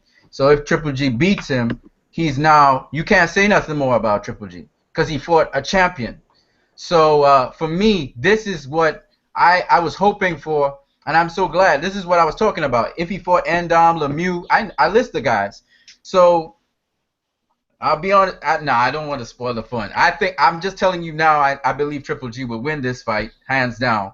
But because there's a lot more to Triple G that meets the eye, obviously. But what I want to say is I'm happy. I hope. I pray he gets this fight with Lemieux, because this is the fight that everybody needs to see. So we can say no. He fought Martin Murray. Martin Murray went almost the distance with him. We need to see him go against a guy who's an elite athlete and let's see him do what he needs to do. I don't care if he doesn't get him out of there. What's important to me is he wins. He wins this fight. He doesn't have to knock the guy out, but if he knocks him out, that's a plus for me. The important thing for me is that he wins. He needs to win this fight, and he will. He will win this fight because there's so much more to Triple G than meets the eye. He's not just a Mexican fighter. He doesn't just employ the Mexican style. This guy employs various styles that people haven't seen. He has not only a good jab, he has great timing.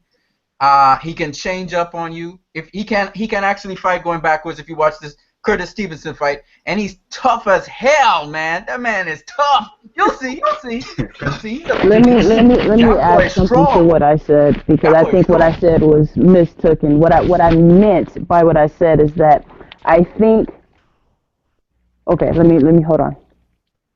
With Triple G, we haven't seen him do anything spectacular, for the simple fact that the people he's given to fight. No, Sean, give me a chance here. The people that he's given to fight cannot force him to go to another level. Exactly. They don't have anything to force him to do anything different than what we've seen. That's what I meant by that. Like, I am one of the biggest GGG fans ever out here, so believe me when I say I'm ready to see someone potentially make him do something else. Not saying that David Lemieux is going to be that person, but he has the potential maybe to be that person, because we don't know how well he's going to handle a shot from Triple G ourselves, you know what I'm saying? So we may be in our head, we're thinking, yeah, this is going to be that fight that, forces GGG to stand up, but one shot from, him taking one shot from Triple G may push him to be tentative, just like all the other fights. So that's what I meant by that. I'm hoping that Lemieux shows up, and like I said, on paper, we believe that he has the potential to make GG do what, fight a different style than what we've seen. Which is kind of soft to me. Like, we know that he has so much more, because the fighting style that we've seen him do is not what got him to where he's at right now. If that makes any sense, what I'm saying. In the amateurs, he wasn't fighting that style. So. Right, no, he wasn't. And if you watch his very early fights as a pro in Germany, not that style either. That's right. Definitely evolved. I heard a very interesting interview with him recently. For a middleweight, he's not the tallest guy. He lists his 5'10". I've stood next to him. I'm 5 feet tall. I know when a guy's 5'10", and I'm thinking, I don't think so. But he admitted in this interview, he said, listen, I'm a little guy, and a lot of the guys I face, I'm looking up at. And that's why he developed the body shot attack that he's got. He said because he was, he said, I'm punching at what's right in front of me. What right in front of him a lot of times with these guys is their torso. Right. Affected that liver shot, body shot knockout, and these guys look like they've been hit with a taser. It's fantastic. You can't beat Triple G by trying to go tough man on him. Tough man for tough man. You're gonna lose. He's very strong. But what you can do is outbox him. You have to turn him. That's the secret. His ring generalship is very good, but it is at its best when somebody will engage with him, and if somebody will not, that it won't perhaps be the most exciting fight for the fans, but it will be exciting in that he could be beaten that way. So and he's got incredible timing as well. He has an interesting timing that he has. So if you try to pull out at a certain angle, he's gonna catch you.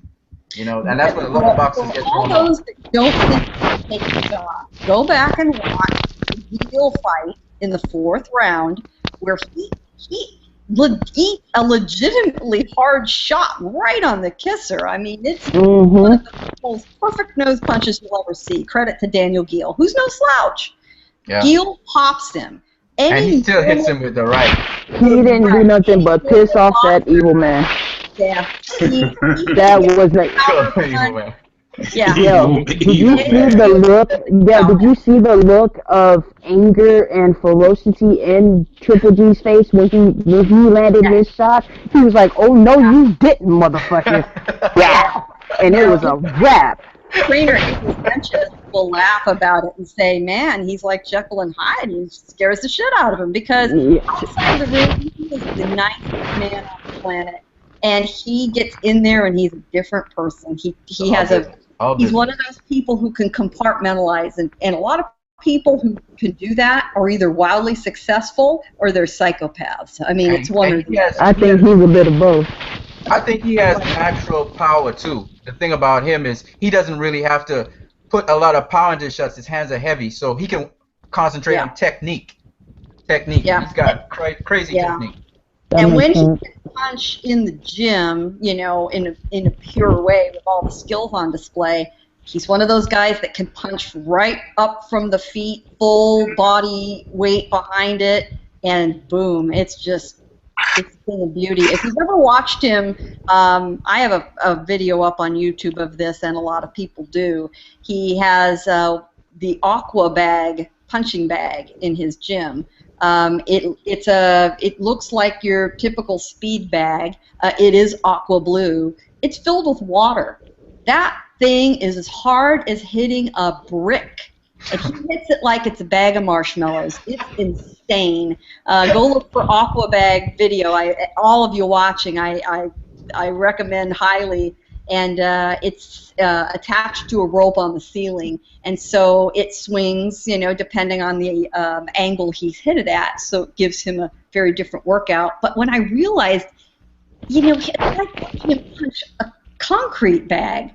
Water in a bag like that is very dense, and that's crazy. That's just craziness.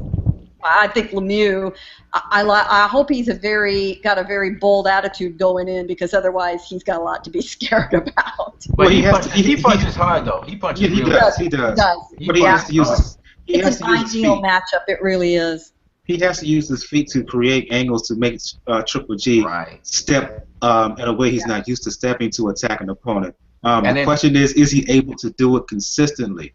Will he be able to do it consistently? If he's not, he's going to get knocked out. He can push back. I don't know if he'll get knocked out, but he can push back. Yeah, no, from Golovkin's point of view, it would be a really smart thing to do to really pad up a nimble, smaller guy in his gym, and make him chase a really fast guy around and see how he does, because that would prepare him very well for a boxing style attack by Lemieux. When I say boxing, don't get me wrong. I'm not talking about running. I'm talking about pivoting sometimes, and other times you walk to the guy. You really go to him and on him. Absolutely. No, I completely understand that. It's not going to be a track meet. No, it's not. But, Oh, no. He might get tagged with one of them shots, and it might turn into a track meet. Well, it depends. GGG, he does as if he's going to go to the body, and then he comes short with that short hook to the head. It's really beautiful how he shortens it up and catches you up.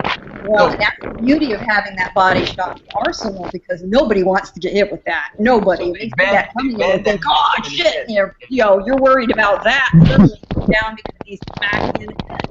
Yep. I think we're all in agreement that we're all excited for this fight to manifest. Yeah, absolutely. We don't even know for sure it's on, and we're just spent 15 minutes getting excited about it. Hello, man. I want to see that. Yeah, the Twitterverse is quite on fire talking about it tonight. Yeah, so the 2 episodes back on the Ladies Love boxing episode, round 2, Giandra said one of the fights she wants to see was Triple G and Lemieux, and the rumor right now that it may happen, so we will see. We'll definitely see. Let's move to the preview the bouts that's upcoming this weekend. Let's face it, kind of a meh weekend sport. Headline bout is Sergey Kovalev. He's going to be defending his belt against Nadjib. Mohammedi on the undercard. John Pascal's going to be fighting. And also on that weekend, Bebu Shumanov going to be fighting BJ Flores. And about I just can't call. I can't read it. But let's. I'll go to you, Sean, and talk about the Kovalev bout against Mohammedi. I've only seen one fight of Mohammedi. Decent fighter, Sean. Unmute your mic, but based on what I've seen, I just don't see him giving Kovalev any problems. He may take him a few rounds, but Kovalev is on a roll. He's fighting with real patience, real clarity, if you will. The jab is getting better. We know about the power. but he's really well rounded out himself as a fighter. He's going to be too much for this guy, Mohammedi. I'm sorry. No, I agree. I mean, I think at this stage, after fighting Hopkins, I think he really learned how important patience was. You know? And you could see early on in his career, before he fought Hopkins, like when he got knocked down by a jab against that one guy early on, like I think the fight prior to Hopkins or the fight prior to... Yeah, just before Hopkins. And, you know... Cleverly? Not cleverly, no, like after. Just the fight right before Hopkins. I can't remember his name. But yeah, I know who you're talking about, but I just can't remember his name. He hit him with a jab, and he was off balance, and he dropped. And then people question his game and a lot of these things. But I mean, a lot of that was just the same as Frampton on the weekend. You know, being impatient, rushing in, not waiting for your spots, not using his jab. And his jab is excellent. So against a guy like this, I mean, he's a tough guy. I mean, he's going to make it a tough fight. He hits hard. So guys like him are always dangerous because, I mean, he's coming in there for his championship fight against a guy, and he's pretty confident that he can beat him, you know, and he's going to come in, he's going to bring it. But Kovalev has the power, and he has the skill. And, I mean, he showed that he can, you know, fight patiently and use his jab and wait for the openings. Yeah, Caparello. And if it's that way early on, I mean, the knockout is going to come. He doesn't need to rush it. He doesn't need to expose himself. So I think he should be able to fight this guy and beat him easily. I don't see him losing around. I mean, I don't know how early he will stop him or if he will stop him. But, I mean, if he does use his patience, I think this will show his confidence and how he's maturing as a fighter now that he's, like, legitimately the top guy at 175. And look forward to seeing him fight Ward if that fight goes through. I mean, there's talk about it, and that would be a great fight. Yeah, it would. I'll go to you, what you need, and you can follow up, Taisha. Yeah, well, you know, everybody has a chance when you're at that level, but the thing about it is, like Klitschko, can he get past Sergey Kovalev's jab? His jab's pretty educated. He times pretty well. So, I mean, Pascal tried to counter him. He tried to bring Kovalev to him and counter him. I don't know what Mohammedi can do to make that happen. I know he's determined. I know this is the opportunity of a lifetime, so he's going to try something. But, you know, Kovalev's got that very good jab, and then he lines up his straight right. If that doesn't happen, if he finds he's getting countered by the straight right, he'll throw the jab without stepping in. So sometimes he steps in with the jab. When he realizes I'm going to get countered, he's going to stay where he is and jab from afar. So it's going to be hard. I think he's going to hook and actually throw the right from afar. He's not even going to step in with the right and hook you from the outside. So I don't know. He has to get past that reach. He can do that. Maybe he can do something. Maybe is the operative word. I'll go to you on this one, Taisha. Do you give him any chance? Because I don't. I don't give him a chance. I think it's going to be an early night for Kovalev. I don't really even care about this fight so much. I want to see him fight Ward. I mean, that's just the bottom line for me. This fight, I don't know much about. I can't even pronounce his name. Mohammedi, excuse me. I don't know much about the guy. I've seen one fight, I believe, of his, and I don't even remember that fight. So, I give him absolutely no chance. I don't even really give him a puncher's chance. And, you know, everybody in boxing have a puncher's chance. That's how strongly I feel about this fight, is that it's just a walkover, a tune-up, or a stay busy fight for Kovalev until whatever negotiations they have down the line is, you know, more clear for them. So with that fight, I'm not even really interested in that fight at all. On the undercard, he's a decent French fighter, but he's not elite. Oh, I hear you. Yeah, he's decent, but if you look at his record, first of all, he's got, you know, among his losses, one of them is to Nathan Cleverly. Another one is Dmitry Sokotsky back in his career, who Stevenson just beat. Most of his fights are in France against European competition, Eastern European competition, Western European competition, and he's going to get his block cleaned. That's all there is to it. I mean, yeah, I think we all think we all know that. A lot of wins he's got are against guys who have records like, you know, 16-16. Really? Wow. Yeah, pretty much a consensus here that Kovalev should win, and he should win fairly easily. You know what? I credit to Kovalev. You know, if you can't get the fights you want, you know what? You dance with the guy you bring, and he gets back in the ring. He stays busy, and I think that's very healthy and smart. Absolutely. Right? Yeah. Let's talk about the fight on the undercard, Jean Pascal. I'm gonna be honest here. I really don't know much about the guy he's fighting, Umieski Gonzalez. I'm sorry if I'm pronouncing his first name wrong. I'm gonna leave it to y'all. Do you know anything about his opponent? Anybody? I've never heard of the guy. I just know that he's 16-0, and that's it. Yeah. You know, it's one of those things where you think, okay, well, John Pascal is going to fight, this guy, and his name is Gonzalez. And you end up having to look it up, and you don't know squat about. Basically, he's an undefeated prospect, I guess. He is. He's Cuban. He is a Cuban fighter. He's a little young to have the typical Cuban amateur record, but he's got a little bit. He is undefeated. All his fights have been either in Florida, in the Dominican Republic, or he had one fight really early in his career in Nevada. So, fighting a lot of these guys. 8 to 10 rounders. That's basically what he's for. Yeah. You're all over YTBC, Sean. You know anything about this guy? Unmute your mic. Nope, I don't know anything about him. I just know he's Nope. He's an upcoming. It seems as though he's an upcoming prospect. I think they're matching him tough though. Interesting. He's a typical upcoming prospect, but he's 30 years old. He's not a kid. Wow. Yeah. I wonder what his amateur record is. Okay. Now follow me on this one. What do you guys think here? Pascal's fighting on Sergey Kovalov's undercard, which they just fought the last fight, correct? Mm-hmm. Now, looks like they're going to rematch. Do you think they're building it up as a rematch? Both guys are staying busy. Has a stay busy fight in case whatever fight that they're, behind the scenes working on doesn't fall through, then they can refight each other, is what I feel is going on here. Short answer, yep. What happens if one of these guys beats them, though? Us here, we just sit here and fucking LOL really hard. I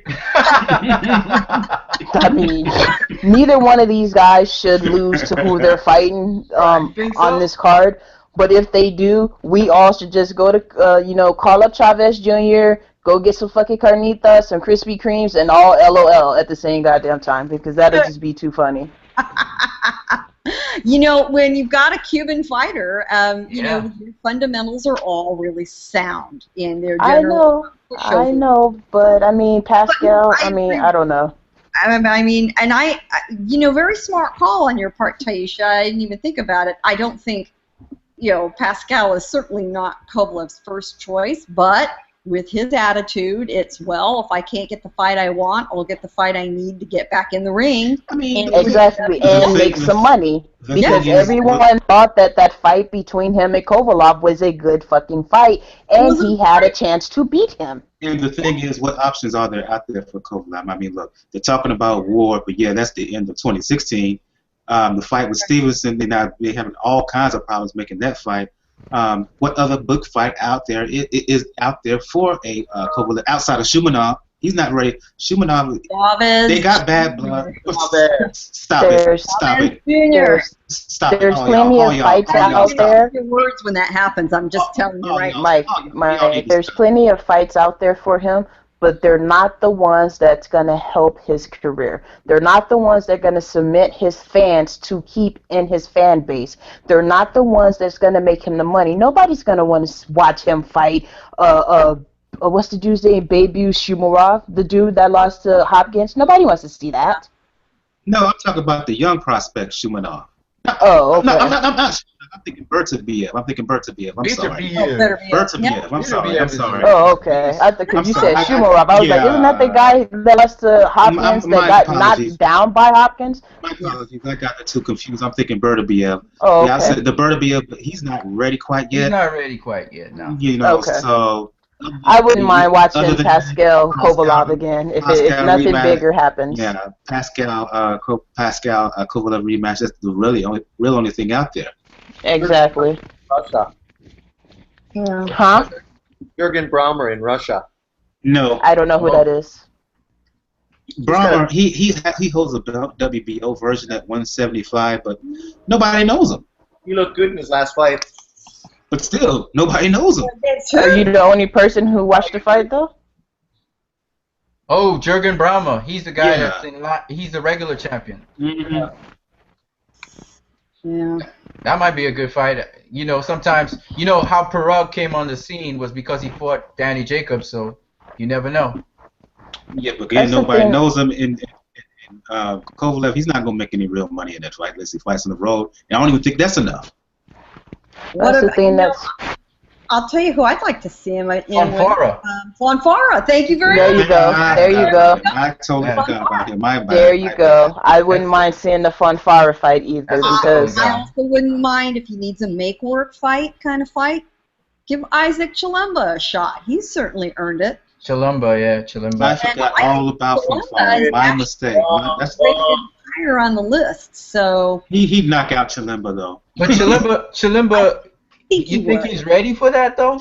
Yeah, I think he knocks out Chilemba. Chilemba will get dusted. Chilemba's Yeah.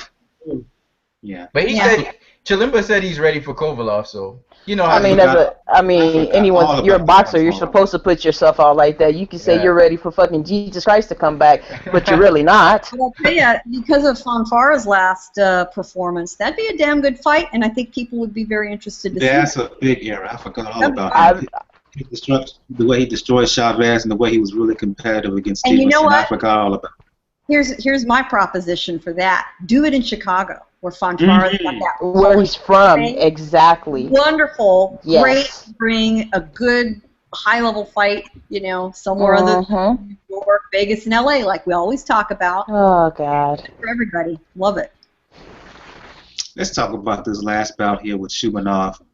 The right guy who I'm confused with Bertaviev, but baby Shumanov fighting BJ Flores. I'm sorry, ladies and gents. I can't call this fight.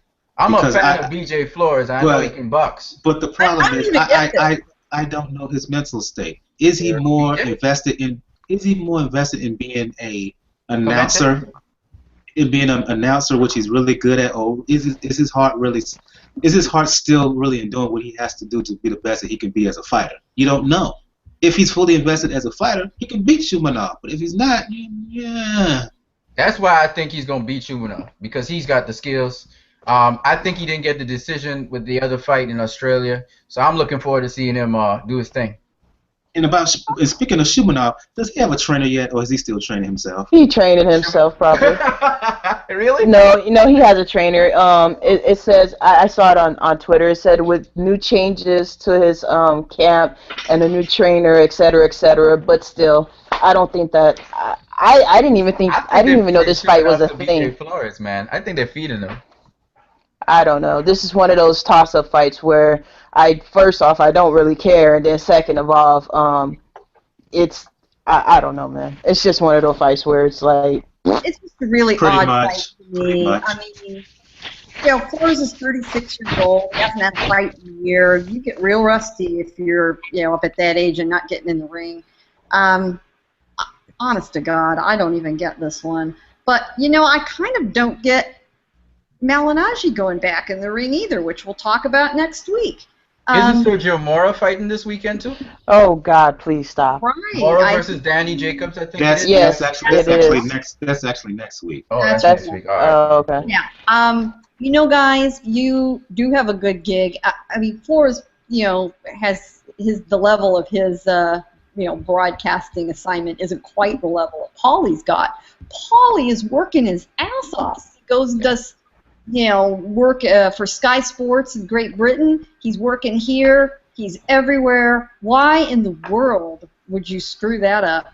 But, you know, He's not going to screw it up. It's just he's training in between. well, I get it, but I mean, you have the potential for having something bad happen to you and ruining your gig. You know, I think it's a very odd choice, but I understand these guys. They just can't give it up, and like You think Paulie will get hurt by Danny? You think Danny will really destroy him? Yep. I don't. I don't think he'll destroy him. I don't think he'll win, but he doesn't need the belt. He doesn't need it. Thank you. Thank you. I love that fight, though. I love that matchup. I really do. Yeah, I'm gonna go to Sean on this. Your thoughts on this? Your thoughts on this Shumanov Flores about Sean? Yeah, because I can't get a good read on this. I'm sorry. Well, from my feel in the public, nobody cares. BJ. Boom. Ding. Well, I'm a BJ Flores fan, so I care. But he never did anything. His whole career was all about what he could have done and what he never did. Wasted potential. No, I mean, sometimes you can't get decisions, though. You can't get the decision, so what are you going to do? Nothing you can do about it. You don't let it go to a decision. The problem is what you need. The reason he couldn't get those decisions, that was because of his own doing, because he didn't do enough, wasn't willing to do enough. He had to blame himself for that. He only had one draw and one loss. Well, I was just gonna say he only has one. He only has one outright loss. Well, that was a fight he should have won. He should have won that fight. He did win it. That's what I'm trying to tell you guys. Yeah. But and if you're a cruiserweight, your options are sort of limited. It's a weird weight division. So they want to fight, great. It doesn't mean if two guys want to fight, I have to watch. What pisses me off is if I've got to write about it, which I probably do, which means then I have to watch. So, I love it, man. I love it. Marco Huck and those guys are in that division. It's pretty. I don't have a problem with the division. It's not the greatest. It's not the greatest division in the world, but It's just Huck is the only fighter worth paying attention to in that division. And he ain't much. Fighter. He ain't much right now. So and Hopkins, No. Hopkins is a cruiserweight? Well, no. I mean, when he fought when he fought Shumanov, didn't they fight it Did they fight at light heavyweight? It was light heavyweight. Yeah. He won the belt from Shumanov at light heavyweight. Yep. He moved up. He's now Shumanov's now the interim WBA cruiserweight champion at cruiserweight. Right. Yeah. Hey. So I'm telling you, man, BJ might get the title. No, you know what I'm thinking. You know where I'm going to go with this. Chavez Jr. Oh, God. Oh, no, man. Excuse me. I'm going to do something I've never done. I'm going to do something I've never done. I'm sorry, Gail, but I'm going to have to mute you for that. Because no. You have to unmute yourself, but I'll have to mute you for that. That's funny, man. I've never muted anybody on the Powerful Power Boxing Report, but just for that, I had to mute you. No, capital N, capital O, exclamation point, exclamation point, exclamation point. No. And you can unmute yourself. You have to unmute yourself, Gail. Gail, why do you keep trying to put Chavez Jr. on my TV screen? Why are you doing this to me? What did I do to deserve this torture? That was a troll move, Tyson. That was a straight troll move. Pulling the wings off a fly. What can I say? I know. Bad. I agree. I earned that. I'll wear it with pride. That was a straight troll move, no doubt about it. First Sean, and now Gail trolling me on my own show about Chavez Jr. I cannot. Sorry. Yeah, I cannot. If you're gonna troll, do it with a capital T. That's all I'm saying. I guess so. And I think we're gonna shut the show down. On that note, right there, I'm gonna go around the panel here. Mute your mic, Taisha, because I'm going to you first. For folks who want to talk box or anything else with you, let the folks know where they can find you, Taisha. Unmute your mic, ma'am. Twitter at KIzzle25. That is me. That is the only place I speak and talk boxing other than to hang out with these great people here. Gail Falkenthal, Communities Digital News, for folks who want to talk boxing or anything else, or Game of Thrones. Game of Thrones. Yeah, or you want to get trolled about Chavez, I mean, you can talk to me. I don't know if I even merit getting a shout-out this week because of trolling, but I am a Communities Digital News, DIGInews.com. I'll leave it at that. What you need for folks who want to talk boxing or anything else, let the folks know where they can hit you up. You can catch me on YouTube. What you need, just look at that sign there. That's it. That's where I am. Oh, and I also have 2 series going on, Floyd Mayweather TBE, and I also have 2 others, but the evolution of boxing is coming up, so hopefully I can get that done. And for folks who are listening, who will be listening to the podcast, or who are listening to this via podcast, that's what you need. WATT, capital U, capital NEED. So check him out. He gives great analysis of not only of fights, and he has, like we said, he has a couple of series going on right now on his channel. Sean Newton joined us live from Taiwan. For folks who want to talk boxing or anything else, let the folks know where they can find you. I'm all over the YTBC, catching hate from everybody. So it's easy to be there. Please chime in. I enjoy the dialogue. Thanks. Absolutely. For folks who want to talk boxing or anything else, they know what it is. You can find me on Twitter at BrotherJR76. You can find me there. If you want to find out anything pound for pound boxing report, again, go to the blog page, p4pboxingreport.wordpress.com. Articles and blogs, articles and videos and whatnot posted up by yours truly, as well as Gail and Kayla M. Lewis on Twitter, KBC Live on G Plus YouTube. You also check the right of the blog page. You can find all the links to where you can find us all over the interwebs, all over social media. On the next episode of the Pound for Pound Boxing Report, we will do a recap of Kovalev's bout against Mohammedi, Pascal's bout against Gonzalez, the Shumanov, BJ Flores bout, as well as we will do a preview of the upcoming bout between Danny Garcia against Paulie Malignaggi. Garcia making his foray in the welterweight division. PBC on ESPN fight. On the undercard, Daniel Jacobs will be fighting Sergio Mora. So we'll be talking about those 2 fights as well. We may talk about a little bit about rising prospect Luke Campbell. He's fighting a grudge match against Tommy Cole. All-British matchup. We may talk about that. Don't know, but we'll talk about Malignaggi, Garcia definitely, as well as Jacobs Mora. So. That's this episode 91. I want to thank Taisha. I want to thank Gail. I want to thank Sean. I want to thank What You Need, and also Mr. Boxing Addict, who was on the show earlier, but who had to dip out early. If you want to find information about him, Mr. Boxing Addict at Mr. Boxing Addict, all one word, MrBoxingAddictC. You can find him on Twitter. You can also find him Mr. Boxing Addict on YouTube, Google. He's everywhere talking boxing, just about with Sean as well. So again, for Taisha, for Gil, for Sean, What You Need, I'm your host, Michael. This has been another episode of Pound for Pound Box Report. You guys have a good evening. Good night. Night. Good night. Right.